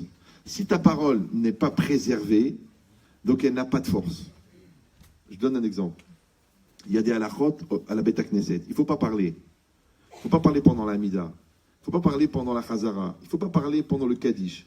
C'est très intéressant, si vous avez eu l'occasion de faire quelques observations zoologiques, oui, de voir des gens qui ne parlent que pendant le Kaddish. Ils ne parlent pas, ils attendent le Kaddish. C'est-à-dire juste pour faire la Vera. On dirait qu'ils sont préprogrammés dans la Touma. Je dis, mais je ne comprends pas, c'est le Kaddish. Tais-toi. Alors moi, au début, je croyais que le mec, il était en train de dire un chidouche sur Rabbi Akiva Eiger, ou il a trouvé une réponse sur la stira de Raphaïm et de Rabbi Shimon Shkop. Non, où t'as acheté ta voiture? Ah, écoute, il paraît qu'il est mort. Hein. Oh là, oui. Eh bien, elle est enceinte. Hein. Ça y est, ils ont su. Ils ont découvert que, finalement, c'est une femme. Tu sais quoi, c'est pour ça que tu as raté le Kaddish? Alors moi, je vous donne un secret. Ta bouche, c'est marqué « Kol mi sheyeshbo yirat shamayim dvarav nishmarim ». Celui qui a la crainte du ciel, ses paroles sont entendues. Maintenant, qu'est-ce que c'est la crainte du ciel, en résumé? La crainte du ciel, c'est une conscience exacerbée de la présence divine. Maintenant, si toi, tes actes, ils sont imprégnés de la conscience de la présence divine, donc tes paroles, elles sont imprégnées de crainte. Maintenant, puisque la conscience divine, tu ne peux pas l'avoir si tu n'as pas déjà la conscience de toi, et qu'on a dit que la conscience, c'est la personne elle-même, donc tu es conscient de toi et tu es conscient de Dieu, donc ta parole, elle est imprégnée de conscience. Comme elle est imprégnée de conscience, donc tu dis ce que tu penses. Comme tu dis ce que tu penses, l'enfant, il entend ce que tu dis. Maintenant, si quelqu'un dit, bon, je sais que c'est sourd de parler, mais je parle, donc il ne maîtrise pas sa parole, pourquoi tu veux que l'enfant se maîtrise de rentrer au McDonald's, puisque toi, tu ne maîtrises pas ta bouche pour parler pendant le Kaddish? C'est la même chose, il n'y a pas de différence. Et si vous allez me dire, mais c'est pas facile, il y en a, il m'a dit, mais moi, je suis obligé. Il y en a, il m'a dit, Rabbi Shittet, qu'est-ce qu'on fait quand on a des enfants qui ne prient pas? Je dis, comment tu sais? Il me dit, je les vois. Je dis, mais alors si tu les vois, c'est que tu ne pries pas. Il me dit, mais je suis leur père, je suis obligé. Donc je me tourne, je les vois en train qu'ils ne prient pas, je dis, L'enfant, il me regarde, il voit que je ne prie pas. Alors il ne prie pas, parce qu'il a vu que tu viens à la synagogue pour ne pas prier. Tu dis, mais je suis obligé. Ah, qu'est-ce que tu dois faire? Eh bien, tu pries. Quand je ne lui dis pas qu'il doit prier, non, tu pries. Maintenant, il ne veut pas prier. Il ne prie pas, il n'a pas compris la prière, il ne sait pas à quoi ça sert la prière. Il vient à la synagogue, il lève les yeux, il voit que tu pries. Bon, après il voit que tu pries. Bon, il voit que tu pries. Bon, eh bien, il va prier. Mais comme il voit que tu pries pas, c'est pareil, toi. Toi, tu dis à ta fille, c'est quoi cette jupe? Va te rhabiller. Mais toi, tu mets une jupe courte. Ouais. Toi, tu lui dis, comment c'est quoi ce t-shirt là, il est moulant. Et toi, tu portes un décolleté, on dirait un dos nu à l'envers. Alors, tu peux pas demander à tes enfants de faire plus que ce que toi tu fais. Il y en a même qui font pas de tchouva parce qu'ils ont peur que leurs enfants, en faisant tchouva, ils les obligent à faire tchouva. C'est compliqué. C'est pas néder. Ah, ça, c'est pas fort. Tu as fait un lien? Vous avez commencé par néder. Je sais, mais je suis en train. Mais je rajoute quelques petits condiments, parce que je sais que vous aimez pas manger ashkénaze. D'accord. Enfin, sans goût. Donc qu'est-ce qui est marqué ici? Ici, c'est marqué que le néder, c'est une parole. Maintenant, quand tu as parlé pour t'interdire quelque chose, ça s'appelle un néder. Quand tu as parlé pour t'engager à faire quelque chose, ça s'appelle une jvoa. Ouais. Mais en fin de compte, tu n'as rien fait d'autre que parler. C'est que de la parole. C'est rien, c'est de la parole. Comme disait le Rav Zekri, les paroles passent et les écrits restent. Bon, c'est pas grave. Ouais. Alors maintenant, quand quelqu'un il donne sa parole, elle a une valeur. Maintenant, si ta parole, elle vaut rien, ouais, parce que tu parles, et après ça passe, c'est dangereux. C'est devenu un syndrome. Il y avait une philosophe qui a créé justement le syndrome de parole. Et ça s'est mal fini pour elle, ouais. Mais c'est ça l'idée, que ta parole, elle a une valeur. Maintenant, pourquoi la parole, elle a une valeur? Parce que tu as sanctifié ta parole. C'est quoi sanctifier sa parole? C'est pas seulement de dire des paroles saintes. C'est aussi de maîtriser sa parole. C'est aussi de dire des choses vraies. C'est aussi de dire ce que tu penses. C'est aussi de ne pas parler pour rien. Des fois, les gens, ils parlent. Ouais. Tu leur dis, pourquoi vous parlez? Pourquoi vous dites ça? Ils te disent stam. Ils appellent ça les potins. Les potins. C'est ce qui fait que les potes sont un. C'est les potins. Ouais. Attendu, ça s'est passé ça. T'as entendu, il a fermé le magasin. T'as entendu, il a gagné l'auto. T'as entendu, il paraît qu'il a déchiré ce mois-ci. Pourquoi tu parles? Pourquoi ça t'intéresse tellement, les potins? Ouais. Alors, je vous donne le secret, c'est très simple. Celui qui n'a pas de vie personnelle, la vie personnelle des autres l'intéresse. Celui qui est vide à l'intérieur, il a besoin du plein de l'autre. Celui qui n'a pas d'atzlacha, il est attiré par la lumière, comme les moustiques qui vont coller. Ouais, mais quelqu'un qui a une vie intérieure, il n'a pas besoin de l'intériorité des autres. C'est pour ça que c'est marqué Michi Shomer Sodot Megalim Lo Sodot. Celui qui garde les secrets, on lui dévoile des secrets. Alors moi je pose la question, pourquoi les gens qui veulent tout savoir des autres, on leur raconte rien, et les gens qui veulent rien savoir, on vient toujours se confier à eux?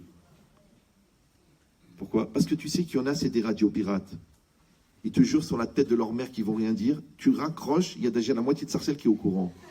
Ils ont déjà branché toutes les lignes. Ils ont déjà tous les emails en ligne déjà. Rien qu'ils ont cliqué sur vas-y, et tout le monde est au courant. Tu dis, mais je comprends pas, tu m'avais promis que tu diras à personne. Je te dis, oui, à personne, je ne l'ai pas dit, mais aux autres, je l'ai dit.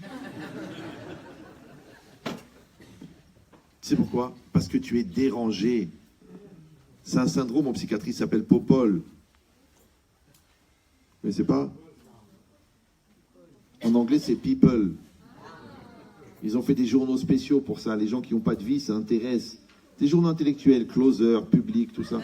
Gala, Femme Actuelle. Les gens, ils veulent savoir ce qui se passe. Parce que leur vie, elle est vide. Une fois, j'ai fini une conférence comme ça. Il y a une femme qui est venue. Maintenant, elle est venue, la perruque, la sniout, avec 2 enfants, avec la kippa, les tzitzit katan, ça des quêtes comme ça. Hanina. Elle me dit, Rav, ani tzarich bracha, les yeladim, les shalom ba'id, les parnassa, une longue vie pour ma belle-mère. Je dis, c'est très rare, ça.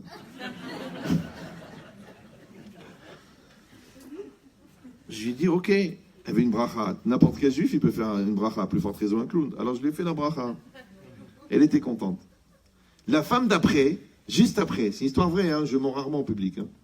Juste la femme d'après, elle vient, elle me dit, Rabbi Chetrit, à bientôt, que du bonheur, une longue vie, une bonne santé. Amen. Je suis trop long, là. Alors, je lui dis, madame, qu'est-ce que vous voulez? Elle m'a dit, oh, j'ai rien besoin. Je dis, vous avez une question? Elle me dit non. Je dis, vous avez une bracha? Elle me dit non. Je dis, c'est quoi? Pourquoi vous me parlez? Elle me dit, je voulais juste vous dire que la femme qui vous a parlé, je la connais. Celle d'avant. Je dis, ok. Et alors, eh ben, on était à l'époque, on était ensemble en terminale. Et à l'époque, c'était une rola. Pour parler poliment. Je dis alors, eh ben, à l'époque, ben, tous les garçons, hein, ils la connaissaient bien. Et elle n'était pas du tout dans le coup. Et vraiment, c'était vraiment une fille vraiment proche du trottoir, ça veut dire. Je lui dis, excusez-moi, madame. Moi, cette femme, je la connais pas. Elle se présente devant moi. Je vois une sadéquette. Moi, j'ai vu une sadéquette. Pourquoi vous avez besoin de me parler du passé? Elle me dit, non, mais c'est pour vous dire que Baruch Hashem, comment elle était, comment elle est devenue. What Watchers, ouais. Je lui dis, mais madame, j'ai pas besoin de savoir. Moi, je la vois bien devant moi. Pourquoi? Mais justement, c'est comme ça, vous pourrez dire, on a vu des gens qui étaient vraiment là, et maintenant, Baruch Hashem, ils sont devenus des gens bien. J'ai dit, mais j'ai pas besoin. J'ai pas besoin de ça. Je la vois bien. Pourquoi j'ai besoin? Elle me dit, je vous explique. Genre, elle me réexplique. Mais quand le rabbin il te demande de répéter, c'est pas qu'il a pas compris. C'est que toi, t'as pas compris pourquoi il te fait répéter. Comme la vie, quand elle se répète. Les gens me disent, Rav, comment ça se fait que j'ai les mêmes épreuves? Je dis, parce que tu redoubles. Fais tes devoirs. Alors, moi, je vais vous dire pourquoi vous m'avez raconté le passé de cette femme. Elle me dit, pourquoi? Je dis, parce que son passé, c'est votre présent. Et ça vous tue que vous étiez ensemble, les deux. Et maintenant, elle est devenue une sadéquette. Ça vous tue. Alors vous dites, je ne vais pas la laisser briller comme un diamant. Alors je vais lui mettre un petit peu de saleté dessus, un peu de crasse. Ça vous dérange que l'autre y grandisse. Mais quand on voit un juif qui grandit, on doit être fier, on doit être content. Quand tu vois quelqu'un qui est plus racham que toi, tu dis qu'Hachem, Baruch Hashem le bénisse. Quand tu vois qu'il a plus d'enfants, eh ben, tu dis qu'il le double, qu'il voit qu'il a gagné 1 milliard. Donne-lui. Pourquoi? Parce que celui qui est béni, c'est celui qui est content de la bracha de l'autre. Mais celui qui est dérangé de la bracha de l'autre, il est maudit. Et celui qui est maudit, tu m'étonnes qu'il n'a pas la bracha. Il est maudit lui-même. Même si, mais non, tu dois être content de la bracha de l'autre. Eh ben, il est intelligent, Baruch Hashem. Eh ben, elle est belle, Baruch Hashem. Tu dis pas, pour qui elle se prend? Eh ben, c'est une bonne cuisinière, c'est une bonne cuisinière. C'est un bon vendeur, c'est un bon vendeur. C'est un chacham, c'est un chacham. Si c'est un chacham, eh ben, Baruch Hashem, qu'on a des chachamim. Tu dis non, qu'est-ce que ça veut dire, qu'est-ce qu'il croit, qu'est-ce qu'il veut, qu'est-ce qu'elle veut, mais qu'est-ce que ça peut te faire? Pourquoi? Parce que ça te dérange, parce que ça te remet en cause.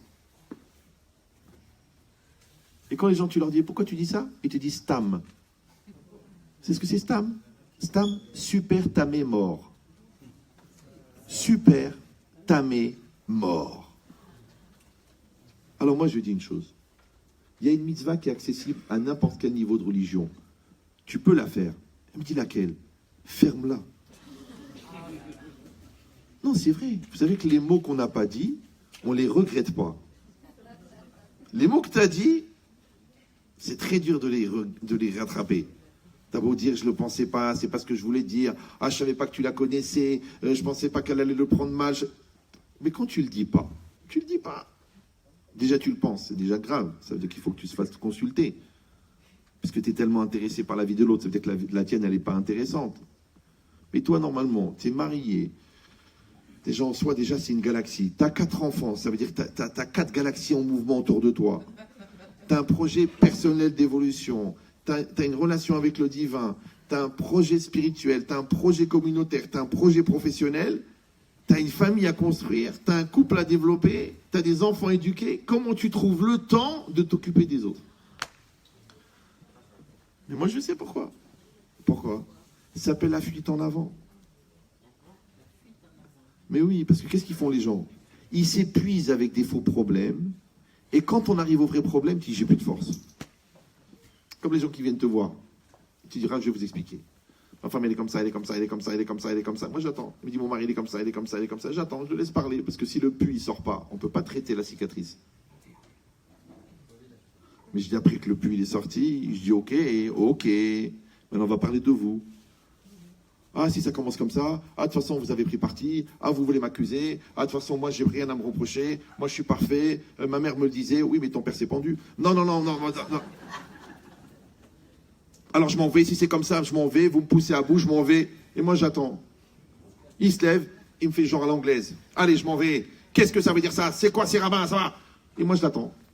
Je dis, vous me dites rien? Je dis non. Je dis pourquoi? Il me dit pourquoi? Je dis parce que j'ai la clé, Gabriel, assis-toi. Il n'y a pas où aller ici. Tu meurs ici ou tu sors ici, vivant. Aujourd'hui, tu vas changer. Mais c'est dur de changer. Les gens, ils ne veulent pas changer. Pourquoi? Ça s'appelle en français la remise en cause. Vous parlez français, non? Oui et non? Non. Parce que bientôt, c'est fini le français. Je vous le dis tout de suite. Hein. Comme dit Marine, il ne faut pas se voiler la face. D'accord? Mais, c'est pas grave, on ne va pas charrier tout le monde. Mais c'est quoi le... De quoi je parlais? La remise en cause. Regardez, c'est très intéressant. Ça va? Je suis trop long? Pardon. C'est pas grave. Bonne continuation. Aslaha pour le contrôle. 5 euros si t'as eu plus de 15. Alors, c'est pas grave, tout est bon. Donc, regardez, en français, c'est intéressant. La cause, remise en cause. Vous pouvez réfléchir aux toilettes, ça, c'est pas de la Torah, c'est de la réflexion. La cause, c'est la loi de causalité. La cause entraîne la conséquence. Alors, il faut savoir que la loi de causalité, c'est la loi de base de la Emouna. Tous les Sefer Karim, tous les Sfarim comme ça, ils vont vous expliquer que toujours on doit chercher la cause première. La cause première, c'est Hachem. Maintenant, quand toi, tu acceptes qu'il y a des causes et des conséquences, donc tu acceptes la loi de causalité, donc tu acceptes la loi du bien, la loi du mal, tu acceptes la loi aussi de l'ordre, aussi la loi du temps, tout ça, ça fonctionne de la même manière. Donc si c'est comme ça veut dire que quand la personne... De quoi je parlais? La remise en cause. Donc la cause, c'est d'accepter qu'il y a une conséquence. C'est la loi de causalité. La mise en cause, c'est d'accepter que je suis concerné par la cause. Je suis mis en cause. Ça aussi, vous allez dire, c'est évident. Non, parce que les 3/4 des gens, quand ils sont deux dans une situation, ça leur permet d'accuser l'autre. Mais si toi, tu acceptes que tu es dans la situation et que tu as la Emouna, si tu n'as pas la Emouna, il vaut mieux que tu habites un étage élevé. Mais si tu as la Emouna, tu sais que tu ne peux pas être dans une situation si tu n'es pas concerné par la situation, parce que pourquoi le bon Dieu, il va me mettre dans une situation qui ne me concerne pas? Donc je vous donne le secret. Quand on est deux dans la situation, ça veut dire qu'on est concerné à 100% par 50% de la situation. Ça va? Alors ça, c'est ce que je dis aux élèves. Moi, mes enfants, je leur dis, si tu es dans la situation, c'est que tu es concerné à 100% par 100% de la situation. Alors l'autre, il me dit, mais alors l'autre aussi, il est concerné à 100%, ça fait 200%. Je dis oui. Même 300, même 400, même 500. Maintenant, quand toi, tu acceptes d'être concerné de manière mature et adulte, donc tu peux grandir avec la situation puisque tu es concerné. Quand tu refuses le fait d'être concerné, que tu fais un transfert de culpabilité, tu fais un transfert de responsabilité parce que tu te sens mal d'être concerné, c'est parce que concerné, tu l'écris en 2 mots, c'est pour ça que tu te sens mal. Ouais. Mais toi, tu fais le contraire. Tu dis, je suis concerné, c'est mon fils, c'est ma femme, c'est mes enfants, c'est mon corps, c'est mon poids. Je suis concerné. Je vais arrêter de dire le sucre, le truc. Je vais dire non, la volonté. Je vais arrêter de dire bypass, ralbas, des trucs. Genre, j'ai rencontré le Seigneur des Anneaux. Non.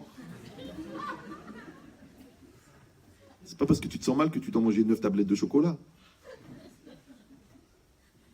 Surtout, c'est une marque italienne qui s'appelle Capara, qui est surveillée par le Rav Calori, très connu en Italie.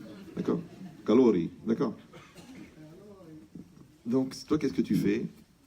Tu as compris que, en fait, la Emouna, c'est d'accepter la réalité qui est en face de moi. Maintenant, quand je parle, ça veut dire que je m'adresse à une réalité qui est en face de moi. Quand moi, je m'engage, je m'adresse à une réalité qui est en face de moi. Quand moi, je m'interdis, je m'engage dans une réalité qui est en face de moi.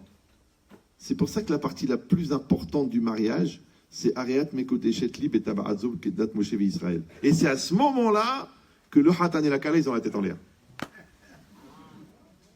Moi, j'ai assisté à des centaines de mariages. C'est trop rigolo. Maintenant, ça devient de pire en pire. Le mec, il a une phrase à apprendre par cœur. Une phrase, en hébreu. Maintenant, ok, t'as grandi en Picardie, t'es pas religieux, ou là t'es païen, ou là t'es Bachouri Shiva, mais ouais.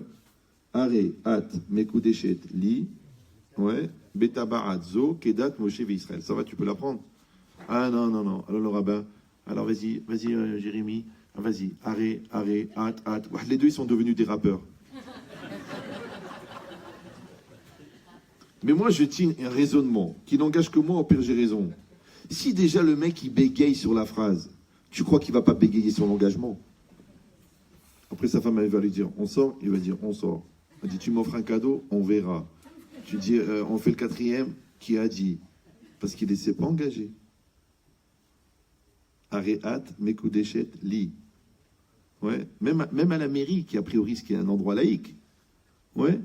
Le maire, il vous a dit, vous êtes mariés pour le meilleur et pour sa mère. Parce que sa mère, c'est le pire. Même les Ashkenazim, ils disent, il y a le pire et la mire. Le pire, c'est la mire. C'est la mire le pire. D'ailleurs, c'est souvent elle qui joue le rôle du pire, c'est la mire. C'est ça le pire. Donc ça veut dire quoi? C'est que même le gars, il a compris que quand tu te maries, il y a des bons côtés et des mauvais côtés. Alors pourquoi tu fais la tronche quand il y a des mauvais côtés? Parce que de toute façon, tu t'es marié à condition qu'il y ait des mauvais côtés. Premièrement. Et deuxièmement, comment on apprécie les bons côtés s'il n'y a pas les mauvais côtés? Comment on apprécie la santé s'il n'y a pas la maladie? Comment on apprécie l'argent s'il n'y a pas les moments difficiles? Comment on apprécie les bons côtés des enfants s'il n'y a pas les mauvais? Comment on apprécie le jour s'il n'y a pas la nuit? Et l'été s'il n'y a pas l'hiver? Donc en vérité, ça ne veut rien dire. J'espère qu'il n'y aura que du bien. Mais on a besoin des deux. D'ailleurs, on le dit après la pluie. Mais t'es bête, parce que quand il fait beau, tu devrais pleurer puisqu'il va pleuvoir. Après la pluie vient le beau temps. Mais après le beau temps vient la pluie. Donc dans la vie, il y a des hauts et des bas. Et des fois, la mer, elle est calme. Des fois, c'est la tempête. Et des fois, ta femme, elle est chinina. Et des fois, elle est mchenfa. Ça fait partie du charme. Tu dis, non, je ne supporte pas qu'elle fait la tête. Mais elle ne fait pas la tête, Razé Shalom, elle est en dépression.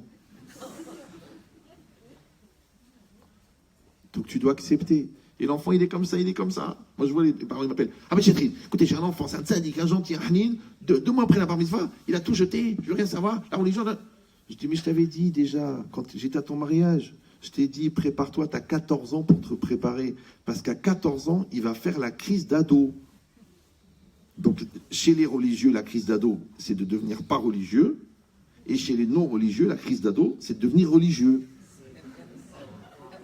Moi, les parents, ils m'appellent, ils me disent, Ben Chétrid, nous avons élevé nos enfants dans la pure tradition laïque. Laïque. Et voilà, d'un seul coup, monsieur devient Bavitch. Il achète une kippa, il met les talites, il met les filines. Et qu'est-ce qui se passe? Mais qu'est-ce qu'on a fait au bon Dieu? Mais on a mangé du porc depuis qu'ils sont petits, on aimait halal que le Shabbat et les Yom Tov. On fait Kippour avec un repas. Et monsieur, il veut être hassid? Lo alinu. Je dis, écoutez, moi, à votre place, je ferai vérifier les mezuzot. Il me dit, mais j'en ai pas. C'est vrai que c'est compliqué. Et l'autre, le religieux, papa, achète-moi un pantalon noir, serré, avec des boutons en fer, si tu veux. Slimman. Ouais.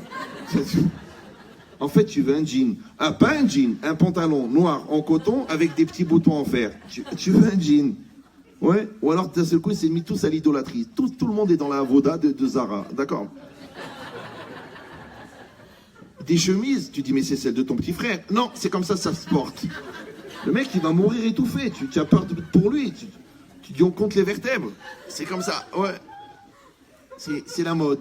Des chaussures pointues, tu dis, mais il cherche les cafards ou quoi? La cravate, 21 jours pour la trouver. Alors la Kala, au moins 21 ans. D'accord. Mais c'est quoi l'idée? L'idée, c'est que chacun, il va avoir le Yetzara qui correspond à son climat, à son terrain. Moi, je le dis aux gens, j'ai des gens qui se marient, je leur dis attention. L'homme a 2 grandes périodes de crise dans sa vie. 2 grandes périodes, 14-18 et 39-45. 14-18, c'est la crise d'adolescence. Et 39-45, c'est la secrétaire. Laura Lénou, c'est Monsieur Lénou. Donc c'est quoi l'idée? Vous avez compris maintenant? C'est que la personne, elle a une parole. Maintenant, quand la parole est l'expression du da'at, Donc la Torah, elle t'a dit, Lo yachel devaro, ne profane pas ta parole. Mais comme la parole, elle est l'expression de ta maturité, donc tu ne peux pas avoir une parole sainte et une pensée profane. Donc tu dois avoir une pensée sainte et une parole sainte. Et on a dit que c'est quoi Kadosh? Kadosh, c'est Mouvdal Minachomer, c'est séparé de la matière. Donc quand tu vas dématérialiser ta pensée, ça veut dire que tu vas avoir le sens de l'essentiel. Maintenant, tu ne peux pas avoir une pensée superficielle et avoir une approche de la vie essentielle. Maintenant, quelqu'un qui est superficiel, ouais, maintenant on peut même être superficiel dans la religion. Ouais, on peut être superficiel dans la vie, on peut être superficiel dans le manger, on peut être superficiel dans tout. Par exemple, il y a des gens qui se marient, ça arrive, ouais. Mais des fois, ils ont oublié que leur femme, à part leur corps, elle a une personne aussi. C'est pour ça qu'il y a la nida. La nida, c'est fait pour rappeler à l'homme que la femme, à part le fait qu'elle a un corps, elle a aussi une personne. Parce que pendant 15 jours, il n'y a pas de corps. Tu ne peux pas toucher le corps, tu ne peux pas voir le corps. Tu ne peux pas t'allonger à côté du corps, ouais. Tu ne peux pas voir les habits qu'elle porte en dessous sur le corps. Tu ne peux même pas t'asseoir sur une siège que quand le siège bouge, parce qu'elle s'est assise en même temps que toi. Donc on a enlevé entièrement le lien avec le corps. Mais la personne, c'est une mitzvah. Parler, échanger, construire, évoluer, d'accord? En fait, la femme, elle est, pendant 15 jours, elle est mariée, et pendant 15 jours, elle est fiancée. Parce que normalement, quand on est fiancé, on ne touche pas la fiancée. Je ne parle pas des gens qui ont fait 2 avortements avant le mariage. Ouais. Je parle des gens normaux, qui ne se touchent pas avant le mariage. Maintenant, c'est très bizarre que la femme, toute sa vie, elle regrette la période des fiançailles, et que l'homme, toute sa vie, il veut vite arriver à la période du mariage. On dirait, Wardi, la fin. La Torah, elle a dit, ceinture, 15 jours, ceinture. Pendant 15 jours, la femme, elle te redevient la fiancée. Tu as les mêmes obligations de gentillesse, de douceur, de kavod, de finesse, d'attention, de poésie, ou là de poète. Mais il n'y a pas de physique. Tu as fait une gaffe, il faut que tu t'excuses. Tu veux être gentil? Amène un bouquet de fleurs. Tu dis, je vais lui faire Aldo. Il n'y a pas Aldo. Il n'y a pas le tango, il n'y a pas. Tu viens, tu t'excuses, tu parles, tu t'assois, tu échanges, tu évolues. Et après, le mikvé, on va concrétiser ce qu'on a développé pendant la nida. C'est pour ça qu'ils disent les commentaires que la mitzvah de la relation intime, elle démarre le soir le soir de la nida. Bon oui, parce que pendant toute la période interdite, tu prépares cette soirée du mikvé. Mais si tu fais la gueule pendant les 15 jours de l'interdit, et que le soir tu viens avec un bouquet de fleurs, l'ambiance est... Moi, une fois, ils m'ont téléphoné comme ça. Ah, moi, j'ai des téléphones, j'ai dit, je vais les mettre sur Internet. Un petit vieux comme ça, il m'appelle. Allô? Je dis oui. Allô? Oui. Allô? Oui. J'ai un problème d'audition, monsieur. C'est vous le rabbin? Oui. Alors, j'ai un problème avec ma femme. Parce qu'elle a fait tout pas. Je dis oui. Et alors? Eh ben, j'ai un problème, c'est qu'elle veut pas faire le devoir conjugal. Alors, je vous la passe, vous l'expliquer. Je dis, attendez, Je dis, quel âge vous avez, monsieur? 75 ans, Al Shetan. J'ai votre femme, 72. Je dis, attendez, monsieur, moi, qu'est-ce que je vais lui dire à votre femme? Débrouillez-vous, c'est vous le rabbin. Allez, je vous la passe. Mais non, moi, je sais pas quoi faire. Je dis, allô, madame? Ah non, c'est pour la Zdaka? Je dis, non. Elle me dit, qu'est-ce que vous voulez? Moi, j'ai les boulettes sur le feu. Je dis, moi aussi, j'ai les boulettes sur le feu. Alors, je lui dis, écoutez, passez-moi votre mari, parce que là, je suis embêté, là. Je dis, écoutez, monsieur, je peux pas raisonnablement expliquer à votre femme que... Elle m'a dit, mais c'est son devoir, c'est une mitzvah. Alors, ça veut dire quoi, ça? Pour qui elle se prend? Madame, elle a fait teshuva, soi-disant. Je dis, écoutez, monsieur, on se connaît pas, mais vous savez qu'une chose très simple, pour être respecté, il faut être respectable. Pour être admiré, il faut être admirable. Et pour être aimé, il faut être aimable.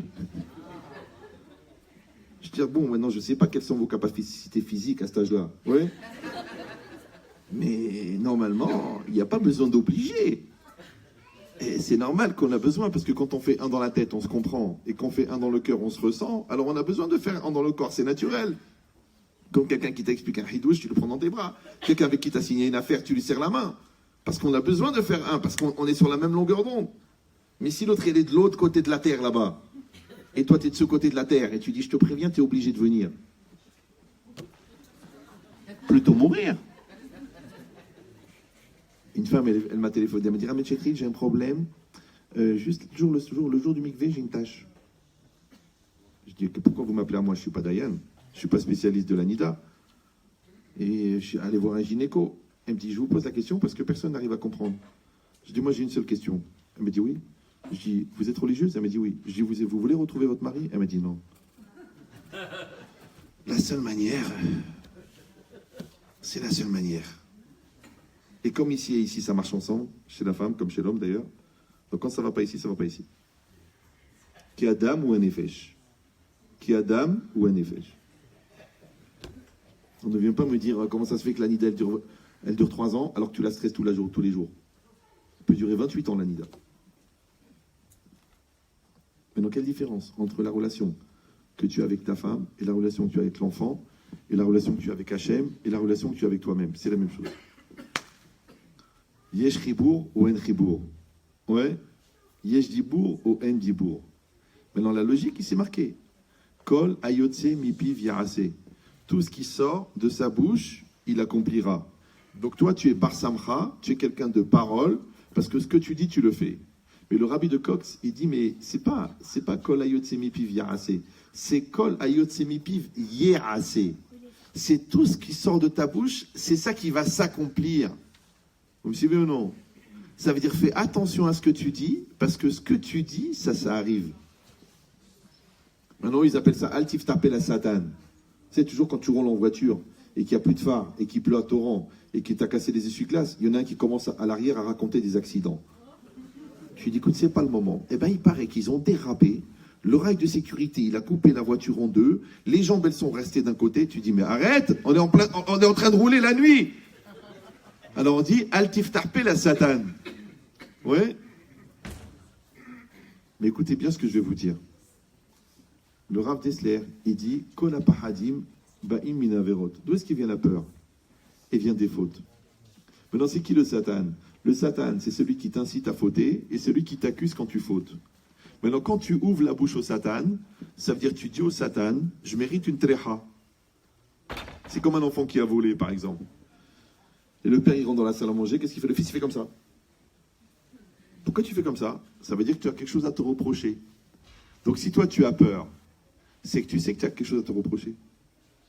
Donc c'est pas le danger qui est dangereux. C'est ta culpabilité. Et ta culpabilité de ta Avera.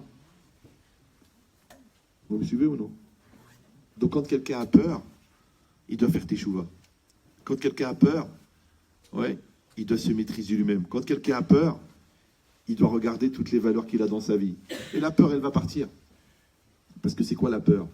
La peur, c'est l'espace que tu crées où il n'y a pas d'émouna. Tu ne dois pas avoir peur.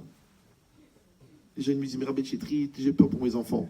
Je dis, mais tu les as éduqués, tu t'occupes d'eux, ils sont forts, tu les aimes, ils savent que tu les aimes, eux-mêmes ils s'aiment, ils ont confiance en eux, ta confiance en eux n'est pas peur. Ah, mais on ne sait jamais avec ce qui se passe à l'extérieur. Mais toi, tu les as éduqués, oui ou non? Tu les as éduqués, alors pourquoi tu as peur? Tu sais pourquoi tu as peur? Parce que toi, à leur place, tu aurais fait la faute. Ah, moi, si j'avais son âge, je ne me serais pas gêné. Mais non, toi, tu es tranquille parce que tu as fait le travail. Un enfant, il est éduqué. Maintenant qu'il soit à Jérusalem ou qu'il soit à Shanghai, il est éduqué. Et si un enfant, il n'est pas éduqué, dans la yeshiva, il va trouver le dealer de coke. Tu dis, c'est pas possible, le Ralino, c'est nous, comment c'est possible? Mais, Bederer, Sherot, Selelech, Monichinoto. Dans le chemin dans lequel tu veux aller, on te fait aller. Mais ça, c'est des gens qui veulent. Mais les gens qui ne savent pas ce qu'ils veulent, c'est le Satan qui décide pour eux. Donc c'est lui qui choisit les épreuves. Donc il faut apprendre très très vite à l'enfant à se respecter pour qu'il sache ce qu'il veut. Mais comme on a dit que tu ne peux pas éduquer l'enfant qui est devant toi tant que tu n'as pas éduqué l'enfant qui est à l'intérieur de toi, donc le travail que tu fais sur toi, de maîtriser l'enfant en toi, qui te dit c'est trop dur, j'y arriverai pas, j'ai envie de craquer, j'ai envie de me mettre en colère, et ça me saoule, et à quoi ça sert, et le Shabbat il est trop long, et la sniout c'est trop dur, et ma belle-sœur elle m'énerve. Tu veux rentrer là-dedans, tu veux faire l'enfant. Alors attention, parce que quand toi tu es un enfant, le Yetzara c'est un adulte. Et quand toi tu es un adulte, le Yetzara c'est un enfant. Décide lequel des deux qui va être l'enfant. Parce que c'est marqué Ezeu Gibor, Akovesh et Titzro. Qui c'est l'homme fort? Celui qui maîtrise son Yetzerara. Le Yetzerara en psychologie, c'est celui qui te propose d'exister à ta place. Vous savez, j'ai fait des cours à des goïms. Le mec, il est venu, il m'a dit, mais écoutez, j'ai fait 14 ans d'études de psychologie. Avec votre cours sur Yaakov et Esav, j'ai compris la zone d'ombre qui est expliquée par Lacan chez Freud. Je dis, écoutez, moi, je ne veux pas avoir des problèmes avec la famille. Moi, je ne les connais pas, tous ces gens-là. Mais ce que je sais, c'est que ce que la Torah, elle a enseigné, c'est ce qui existait avant la création du monde. Donc, tout ce qui se réalise après, ça n'est que le produit de ça. Donc, si tu as compris l'origine, tu as compris la suite. Ça va? Ben, c'est exactement pareil. Ça veut dire que nous, on appelle Yetzerara. Eux, ils l'appellent le confort à la non-existence. Nous, on appelle la Hirat Shamaim. Eux, ils l'appellent la maîtrise de ses pulsions. Ouais. Nous, eux, ils l'appellent la peur. Nous, on appelle le manque de confiance en soi et le manque de Emouna en Hachem. Mais c'est juste les mots qui changent. Il faut apprendre à comprendre ce qu'on étudie. C'est très, très important de ne pas rester brel. Faites l'effort. Faites l'effort. Vous savez, moi, j'ai beaucoup enseigné à des non-religieux. D'accord? Mais j'ai beaucoup compris ce que je savais déjà. Maintenant, des fois, on vit pendant des années avec des notions qu'on n'a pas compris. Parce que comprendre, ça s'écrit avec un M. C'est comme prendre. Pour ça, on dit, est-ce que tu saisis? Si tu l'écris avec un N, c'est comprendre avec un N. Ça a un autre sens. Sans vous prendre pour quoi que ce soit. Maintenant, comprendre, c'est comme prendre. Prendre, c'est saisir. Saisir, c'est tenir. Tenir, c'est faire un. Maintenant, il dit le Maharal de Prague, tant que toi, tu ne vis pas ce que tu penses, c'est que tu ne sais pas. Donc ça ne sert à rien de dire je sais. Les gens, tu lui dis, tu sais, c'est pas bien ce que tu fais, mais oui, je sais. Tu sais ton fils en ce moment, mais oui, je sais. Tu sais, ça porte pas bonheur, mais oui, je sais. Mais ça sert à rien de savoir si tu ne vis pas en fonction de ce que tu sais. Vous me suivez ou non? Savoir, c'est être. Si tu ne vis pas ce que tu penses, ça sert à rien de savoir. Dis, je sais pas. La preuve, c'est que tu sais des choses pendant des années, et un jour tu dis, oh, maintenant j'ai compris. Eh ouais, ça, ton père il t'a dit des trucs quand tu avais 8 ans, et toi maintenant tu dis, j'ai compris ce qu'il m'a dit mon père. Ouais, le Rav il t'a dit des trucs il y a 15 ans, et tu t'es dit, oh, il délirait, il était vieux, il était handicapé. Et maintenant tu dis, mais quel chorma, il m'avait pas répondu pour maintenant, il m'avait répondu pour dans 15 ans. Et 15 ans après, j'ai compris ce qu'il a dit. Ça veut dire que tu n'es pas au niveau. Tu n'es pas au niveau de la vie qu'Hachem te propose. Donc c'est une espèce de course contre la montre, de très très très vite grandir, pour en fin de compte avoir ton âge. Parce qu'il y a un truc idiot. C'est bien à 30 ans d'avoir 30 ans. Comme c'est bien à 20 ans d'avoir 20 ans. Mais si à 30 ans, tu as 15 ans, donc quand on te pose une question de 30 ans, pour une épreuve de 30 ans, et tu donnes une réponse de 15 ans, quel âge tu as? 15 ans? Tu dis, mais comment on peut avoir 15 ans à 30 ans? Ben, c'est très simple. Comment on passe de classe? Parce qu'on fait les exercices. C'est quoi les exercices? C'est les épreuves. C'est qui le directeur? C'est Hachem. C'est quoi le programme? C'est la Torah. Et c'est qui le professeur de travaux dirigés qui te fait les exercices? Le Yetzerara. Maintenant, si toi, tu fais pas les exercices, parce que tu penses que les épreuves sont pour les autres, parce que tu penses que la connaissance, t'en as pas besoin, tu n'es pas religieux, parce que tu penses que il n'y a pas de directeur de l'école, le monde, il est FKR, tu fais pas les exercices, mais tu passes pas de classe. Donc tu te retrouves à 30 ans avec une maturité de 15 ans, parce que tu n'as pas fait les exercices, mais avec des épreuves de 30 ans. Qu'est-ce qu'un enfant de 15 ans, il répond à une épreuve de 30 ans? Des bêtises. C'est pour ça que tu lui dis, mais tu réagis vraiment comme un gamin. Mais il ne réagit pas comme un gamin.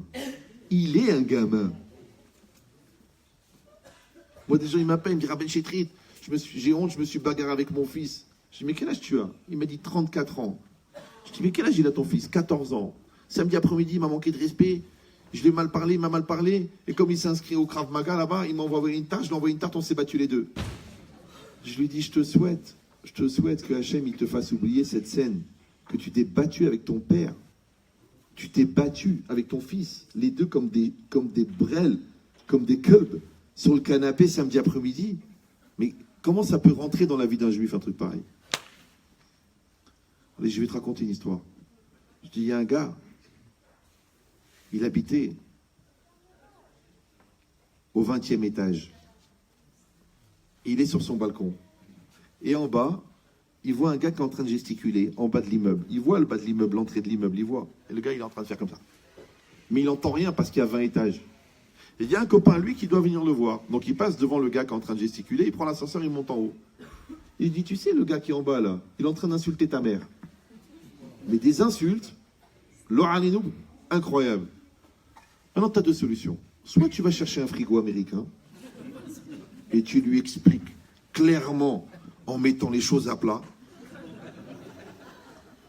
Soit tu dis, mais de toute façon, le gars, je l'entends pas. Il est 20 étages plus loin, plus bas. Qu'est-ce que je l'écoute? Moi, je me prends la tête avec lui. Je dis, alors, toi, ton fils, il a 14 ans. Toi, tu as 34 ans. Tu as 20 ans de recul. Et tu te bagarres avec lui comme si tu avais le même âge. Parce que tu as le même âge. C'est pour ça qu'il est interdit d'avoir des enfants quand on est jeune. Parce qu'il faut qu'il y ait un écart d'âge. Mais il ne faudrait pas que l'enfant en naissant, il soit plus âgé que la mère. Tellement la mère, elle est immature. Non, j'ai vu ça. Des mamans, elles m'appellent, elles me disent, Rabben Chetrit, j'ai des gros problèmes avec ma fille, elle me pousse au suicide, elle veut me détruire mentalement, elle me regarde de haut, en plus, elle a tout le visage de ma belle-mère, je vais mourir. Je dis, mais quel âge est là, votre fille? Elle me dit 3 ans et demi.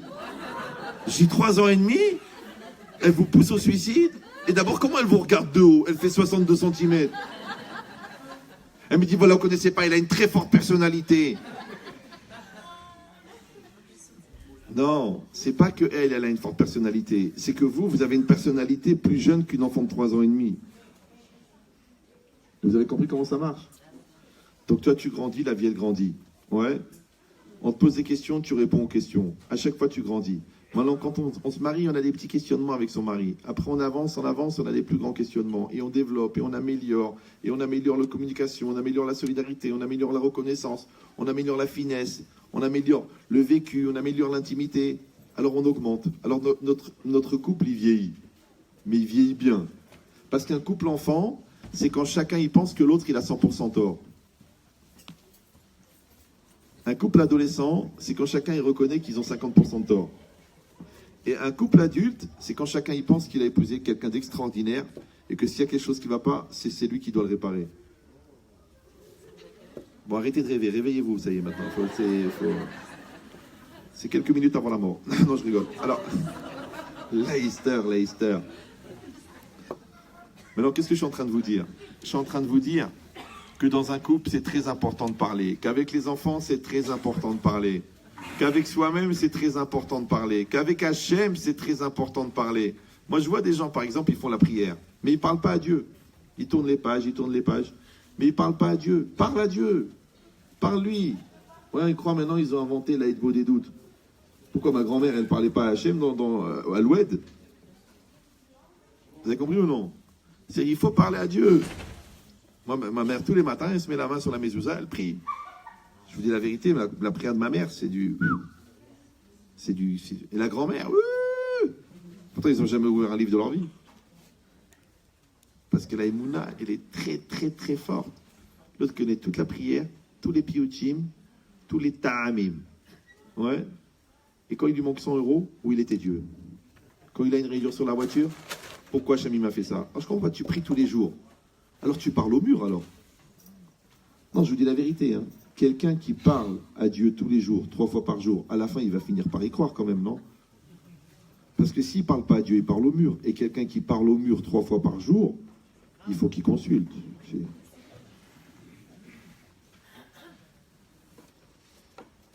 Donc vous avez compris que la prière, c'est un exercice de Emouna. Ouais. Pourquoi on étudie la Torah à voix haute? Pourquoi il faut dire le texte à voix haute? Pourquoi il faut se parler à soi-même? Pourquoi il faut se poser la question et faire la réponse? Pour que la Torah, elle soit vivante. Maintenant, quand la Torah, elle est étudiée en Chavruta, elle s'appelle Torah Shlema. Quand la Torah, elle est étudiée tout seul, elle s'appelle pas Torah Shlema. Pourquoi? Parce que quand 2 personnes, elles parlent, c'est marqué Shechina Benehem. Et c'est quoi la Shechina? La Shechina, c'est la présence divine. Et la présence divine, c'est quoi? C'est la communion des volontés. Parce que la volonté, elle vient de la Neshama. Maintenant, quand les 2 bonnes volontés se rencontrent, c'est la dose d'énergie divine qui est nécessaire pour faire la Shechina. Maintenant, si c'est pour prier, il en faut 10. S'il y a 10 personnes de bonne volonté qui viennent prier ensemble, il y a la Shechina.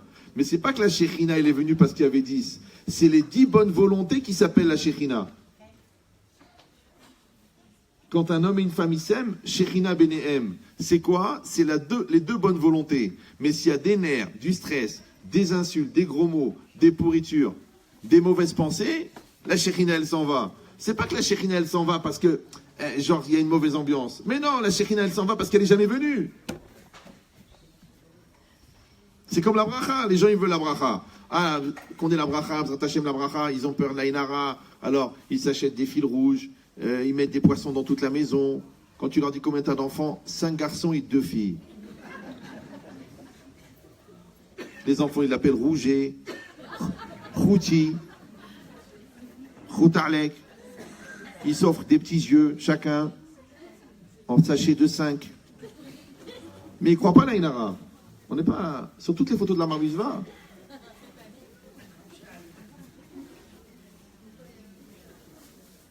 Je vous donne le secret. Si toi tu es dans la superficialité, tu peux avoir peur de Inara. Pourquoi? Parce que comme tu fais tout pour être vu, les gens ils te regardent. Et comme ils te regardent, ils te jugent. Et quand ils te jugent, ils te condamnent. Mais si toi tu cherches pas à être vu, parce que tu es dans l'essentiel, et que les personnes essentielles, ils sont invisibles aux yeux des gens superficiels, donc tu es invisible. Comme tu es invisible, il n'y a pas d'Ainara. Ah, tu dis alors on ne peut pas acheter une belle voiture. Tu peux acheter une belle voiture. Mais tu n'es pas obligé de la prendre rouge. Tu peux acheter une belle maison, parce que grâce à Dieu, tu as une grande famille. Mais tu n'es pas obligé de mettre du marbre au plafond, des robinets en or, à la salle de bain. Tu n'es pas obligé. Ça veut dire que tu peux garder la sobriété, tu peux garder la finesse. Mais la finesse de ta maison, encore une fois, elle est une marque de da'at. Oui, la façon d'échanger que tu as avec l'autre, elle est une forme de da'at. La relation que tu as avec le divin, c'est une forme de da'at. Maintenant, si toi, tu dis une chose et tu fais autre chose, tu as un problème d'incohérence. Maintenant, si tu perpétues cette incohérence, tu deviens cohérent avec tes incohérences, qu'on appelle un rachat. C'est pour ça que quand quelqu'un il a fauté, la Torah, elle veut qu'il parle. Vous savez que dans le Rambam, vous voyez très clairement que la mitzvah, c'est pas de faire teshuva. La mitzvah, c'est de faire le vidouille. Et c'est quoi le vidouille? C'est le repentir, c'est d'exprimer la faute. Mais je comprends pas. Quand ton fils il a volé, pourquoi tu veux qu'il reconnaisse? Quand ton mari t'a menti, pourquoi tu veux qu'il reconnaisse? Quand ta femme elle a menti, elle t'a dit que le tailleur il coûtait 200 €, il coûtait 400 €. Elle est obligée de mentir, sinon tu vas pas la laisser acheter. Donc elle t'a dit qu'il coûtait 200. Ouais. Et toi comme un nia, tu lui dis 200, il fallait acheter 2. Mais elle a acheté 2. Ça fait 800.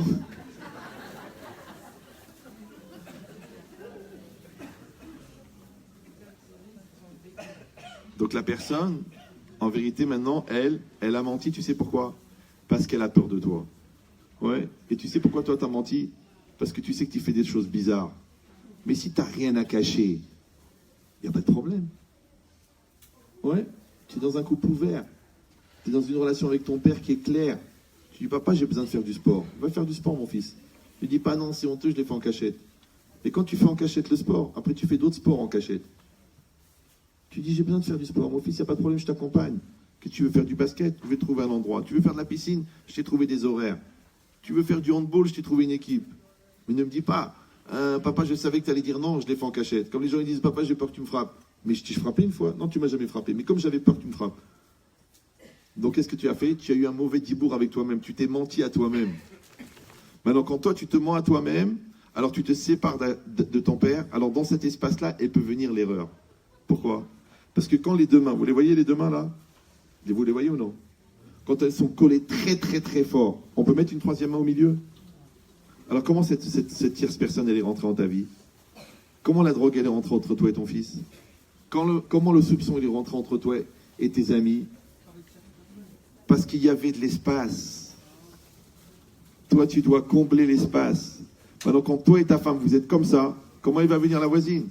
Quand toi et tes enfants, vous êtes comme ça, comment elle va rentrer la drogue? Quand toi et toi-même, vous êtes comme ça, comment il rentre la peur?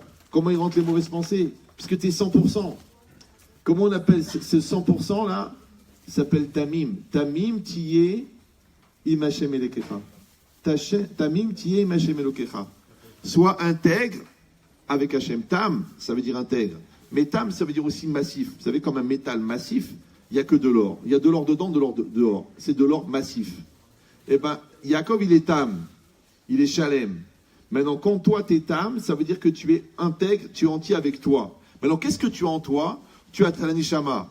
Quand tu es entier avec ta neshama, avant les goïms, ils disaient « en mon âme et conscience ». En mon âme et conscience. Maintenant, ils ne pensent plus qu'ils ont une âme. D'accord? Donc, il leur reste plus que la conscience. Et la conscience, ils l'ont plus non plus. Donc, il ne reste plus rien. Bon, il reste l'Arnouna, qui est très bien diffusé par Cyril, d'ailleurs. D'accord? Donc, c'est quoi l'idée? C'est que la personne, elle a une neshama en elle. Elle a Hachem en elle. Alors, elle dit, je ne peux pas faire des bêtises puisque j'ai la neshama en moi. Maintenant, quand je suis en accord avec ma neshama, je vous donne un secret, c'est que la conscience morale, elle vient de la neshama. Donc, quand tu es en accord avec Hachem, en toi, tu es en accord avec ta conscience. Maintenant, quand tu ne peux pas faire une chose, pas dire, je peux pas, je suis marié. Je peux pas, je suis un Ben Israël. Je peux pas, je suis une Bat Israël. La fille, elle te dit, allez, mets ton mini-jupe, viens, on va délirer. Tu dis, je peux pas, je suis une Bat Israël, je peux pas. Qu'est-ce qu'il a dit Yosef quand la femme de Potiphar, elle lui a dit, viens, on va s'amuser. C'est pas évident. Un homme de 17 ans, beau, abandonné par sa famille, vendu par ses frères, dans un pays le plus tamé de la terre que Las Vegas, c'est une yeshiva à côté. Avec une femme folle, ouais, belle, à moitié nue, qui lui saute dessus, et un mari fou. Vous savez que Potiphar n'était pas une lumière, comme son nom l'indique. Et en plus, il était très porté sur le choix d'une lessive qui n'est pas recommandée, puisque tout le monde utilise Ariel, et lui, il utilisait Homo. D'accord? Ah, c'est marqué dans Rachi. Et dans cette ambiance pourrie, Yosef, il a fauté ou non? Oui, non? Oui, non? C'est pas une question. Mais de vous à moi, vous qui êtes des gens normaux, si on vous avait dit, écoutez, il a tenu 2 semaines, il a craqué, on aurait dit, qu'est-ce que tu veux que je te dise? Le mec, il a 17 ans. Non, il n'a pas craqué. Vous avez compris ou non? Alors, vous croyez qu'il n'a pas craqué, pourquoi? Alors la Gemara, elle dit que quand la femme de Potiphar, elle est venue pour le faire fauter, elle a dit, tu es très belle, on est seul dans la maison, et je suis jeune, et tu es toute nue. Ok, mais je peux pas. Tu sais, mon père qui c'est Yaakov Avinu. Mon grand-père, c'est Yitzhak Avinu qui était sur le Misbéach. Mon arrière-grand-père, c'est lui qui a amené le monothéisme dans le monde. Tu crois que je vais aller faire des bêtises avec toi sur le canapé? Ça veut dire que c'est sa grandeur qui l'a sauvé. C'est pour ça qu'il ne faut pas rabaisser les enfants. Parce que quand tu les rabaisses, tu leur parles mal. Donc, dis-leur la vérité. Sinon, le dealer leur dira. Mais quand tu les remontes, ouais, quand tu les glorifies, quand tu les encourages, quand tu les aimes, quand tu leur donnes la force, quand il vient le Yetzer Hara, il dit, mais attends, je suis en costard tout blanc, tu veux que je me tâche? J'ai la neshama toute propre, tu veux que je me pourrisse la tête? J'ai la bouche extraordinaire, tu veux que je fasse un lachon hara? Donc en fait, c'est la grandeur que tu leur as donnée qui les préserve. Ça s'appelle Gadlout à Adam. C'est la grandeur de l'homme. Avant, nous, on était dans une génération, on pouvait nous fracasser, nous concasser. Aujourd'hui, tu peux pas, ça marche pas. Tu casses l'enfant, il part en dépression et il va prendre des vitamines illégales. Donc il faut faire le contraire. Avec quoi tu vas faire ça, tu crois? Les encouragements, la douceur, la gentillesse, avec la parole. Il faut parler aux enfants. Il faut beaucoup leur parler. Les gens, ils ne parlent pas avec leurs enfants. Pourquoi tu ne lui parles pas? Il est trop jeune. Ah, tu dis, bon, maintenant il a grandi, va lui parler. Ah, il ne m'écoute plus. Alors c'est quand le moment? Alors je vous dis, le moment, c'est tout le temps. Quand il est bébé, tu le prends dans tes bras, tu lui chantes des chansons en arabe, tu lui racontes des histoires. Après, quand il a 6 ans, tu lui chantes des chansons dans le lit, tu lui racontes des histoires. Après, quand il a 8 ans, tu lui prends la main et tu l'accompagnes à la synagogue, tu racontes des histoires. Quand il a 14 ans, tu l'emmènes avec toi à Deauville et tu lui dis, tu sais, quand j'avais 14 ans, c'était pas évident avec mon père, mais j'ai fait ça et j'ai fait ça et j'ai grandi sur ça, j'ai grandi. Après, quand il a 16 ans, après, quand il a 18 ans, après, quand il a 20 ans, n'arrête jamais de lui parler. Pourquoi? Parce que quand il parle avec toi, il a mangé 2 assiettes de dafina. Donc quand le Yetzer Hara ou Christine, ils vont lui proposer une assiette de choucroute, il va dire, j'ai pas faim. Et ta fille, c'est pareil. Dis-lui, t'es la plus belle, t'es magnifique, t'es extraordinaire, t'es sympathique, t'es adorable. Il faut draguer ses filles. C'est très important. Tu dragues tes filles. Comme ça, quand il va venir le fou dans le train, qu'il va lui dire, oh, t'es mignonne. Oh, comment tu t'appelles? Oh, comment tu t'appelles? Mais elle va dire, mais moi, j'ai mangé 2 assiettes de dafina. Mon père, il est fou amoureux de moi. j'ai pas besoin de tes compliments à 2 balles. Mais si le père, mais comment tu t'habilles? Quelle note tu as eu? C'est quoi ce caractère? Tu aides jamais ta mère? Flemmard, lourd, rachat. Mais l'autre, il est gentil. Le petit Mohamed, il est très très attentionné. C'est un loukoum de douceur. Maintenant, moi, je vous dis pas ça pour vous faire peur. Je vous dis ça parce que les filles, elles me racontent. Et les garçons, ils me racontent. Donc, Baruch Hashem, regarde avec la parole, qu'est-ce que tu peux faire. Donc, tu as compris la force de la parole positive et tu as vu la force de la parole négative. Tu as vu comment tu peux te construire, tu as vu comment tu peux faire tes chouvas, tu as vu comment tu peux prier, tu as vu comment chaque bracha, elle te rapproche d'Akadosh Baruch Hu, tu as vu comment chaque prière, elle te rapproche, tu as vu comment chaque discussion, elle crée des ponts avec ton conjoint, avec ta famille. Tu as vu comment chaque parole avec Hachem, elle te rapproche d'Hachem. Chaque prière. Alors, je vous dis une histoire, après je vous laisse tranquille, parce que je vois que vous êtes à la limite de la saturation et je pense qu'il y en a qui prient pour que je m'étouffe. Donc, écoutez cette histoire. Non, parce que là, il est 10h15, là. Là, ça fait combien? Ça fait plus qu'1h15. 2h15. Ils vont craquer. Non, mais je viens pas souvent à Sarcelles. Ça va? Non, je viens que sur invitation. Je me fais désirer. Non. Ne rigolez pas, hier soir, j'étais à Londres. J'ai une tête. Alors, regardez bien. Écoutez bien. Un jour, Rav Pinkus, vous avez entendu parler de lui? Rav Pinkus, Zichron Bracha. Il y a un avrech, il est venu chez lui. Il a dit, Rav, ça fait 10 ans que je suis marié, j'ai pas d'enfant. Qu'est-ce qu'il a dit, Rav Pinkus? C'est un Rav. Il lui a dit, il faut prier. L'autre, il a dit, mais Rav, je suis Kolelman, j'arrête pas de prier. De quoi vous me parlez de prier? Il a dit, viens avec moi. Il l'a pris dans la voiture. Ils étaient à Yerushalayim. Il a roulé. Ils ont été jusqu'à la forêt. À la forêt, ils sont sortis de la voiture. Ils ont marché 20 minutes dans la forêt. Quand ils étaient en plein dans la forêt, maintenant imagine, à Yerushalayim, la nuit dans la forêt.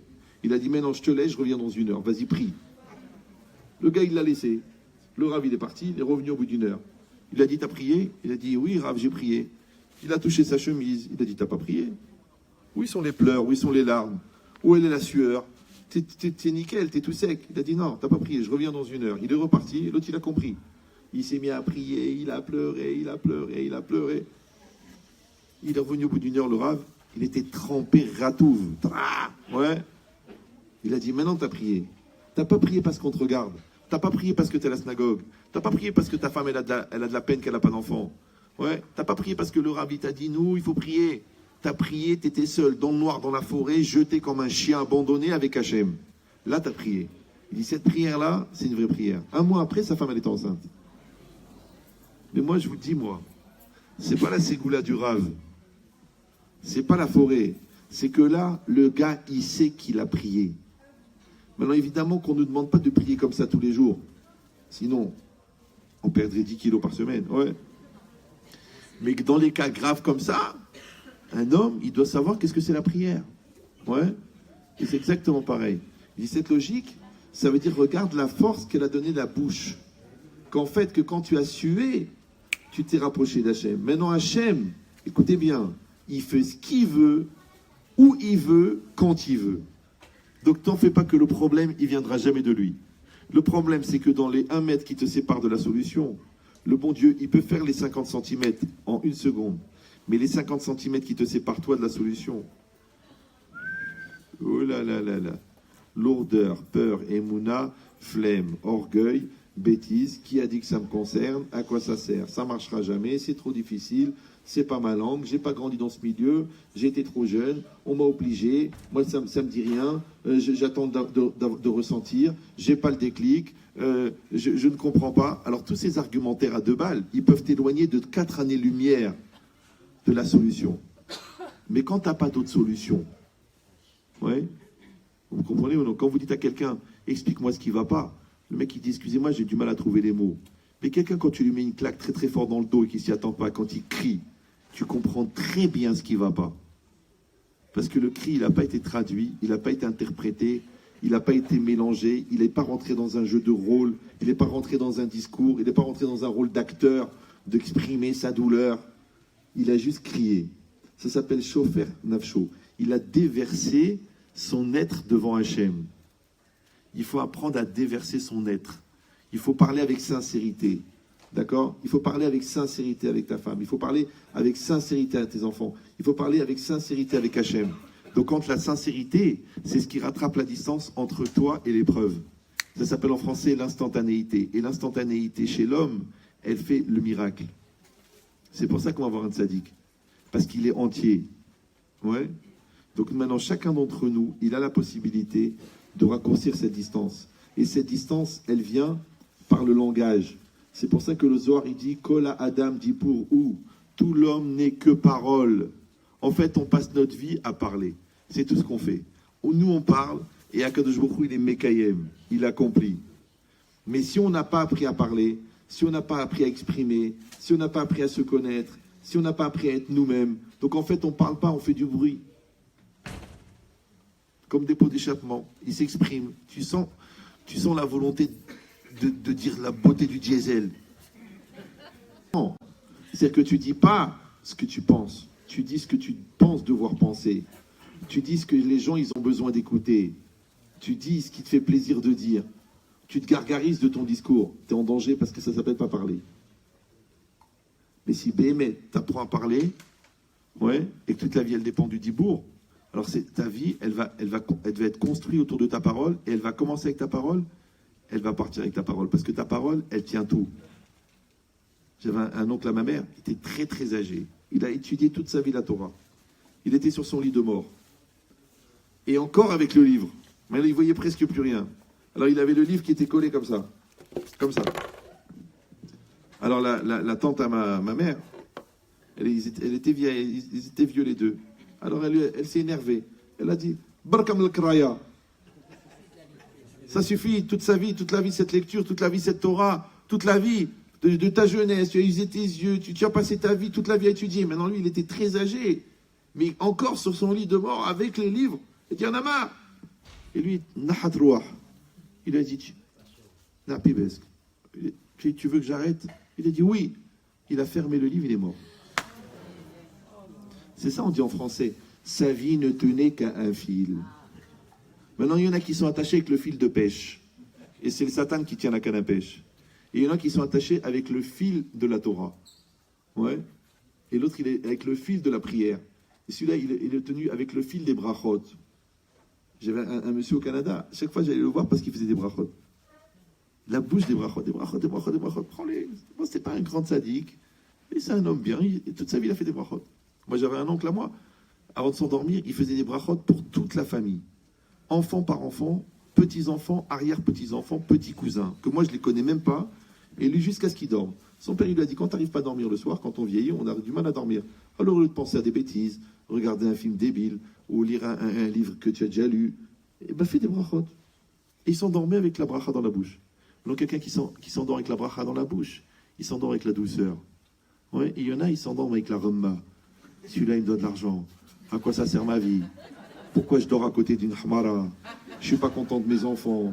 C'est pas à Sarcelles que j'aurais dû vivre. Je regrette Jérusalem. Comme on était bien au rang. La goulette, c'était autre chose. Tu vois, ils s'endorment avec l'amertume. C'est pour ça que le matin, ils ont une haleine spéciale. Donc, je vous souhaite que vous ayez que des paroles douces dans votre bouche. Et que vous ayez des paroles positives. Et que vous ayez des paroles qui vous construisent. Et que vous ayez des paroles de Torah, mais une Torah qui soit vécue, et que vous n'ayez surtout pas la pollution du Lachon Hara ou de la vie des autres, et que si vous trouvez que vous avez du temps pour vous occuper de la vie des autres, ça veut dire qu'on est en train de vous détourner de quelque chose de très important dans votre vie. Donc vous vous recentrez, vous repensez à vos enfants, vous repensez à votre femme, vous repensez à votre mari, vous dites, allez, il faut qu'on règle ce problème d'orgueil, il faut qu'on sorte de ce problème de sniout, il faut qu'on enlève cette gahava qui nous détruit, et on fait ce travail. Quand on fait ce travail, et croyez-moi qu'on a du travail, on en a à peu près pour 120 ans de travail. Donc comment on peut passer 3 heures de télé, 15 ans d'inconscience, 30 ans de transfert de culpabilité, et 25 ans de stress à cause de son poids? Comment on peut passer tout ça avec tout le boulot qu'on a? Donc faites le contraire, mettez de la chashivut dans votre vie, mettez de l'importance dans votre vie, et vous verrez que de la lumière, que des geoulot, que des yeshuot, par le srout de Rabbi Meir Balanès. On nous rappelle que le cours et les conséquences sont les Ilou Nishma de Rabbi Chaim Moshe Ben Esther et de Rachel Asayak Baddada. Une grande bracha pour toute la famille qui a organisé Kol HaKavod, beaucoup de nachat, beaucoup de simcha et beaucoup une longue vie, une bonne protection pour toute la vie de Le Sarcelles et que vous entendiez que des bonnes nouvelles. Amen. Amen.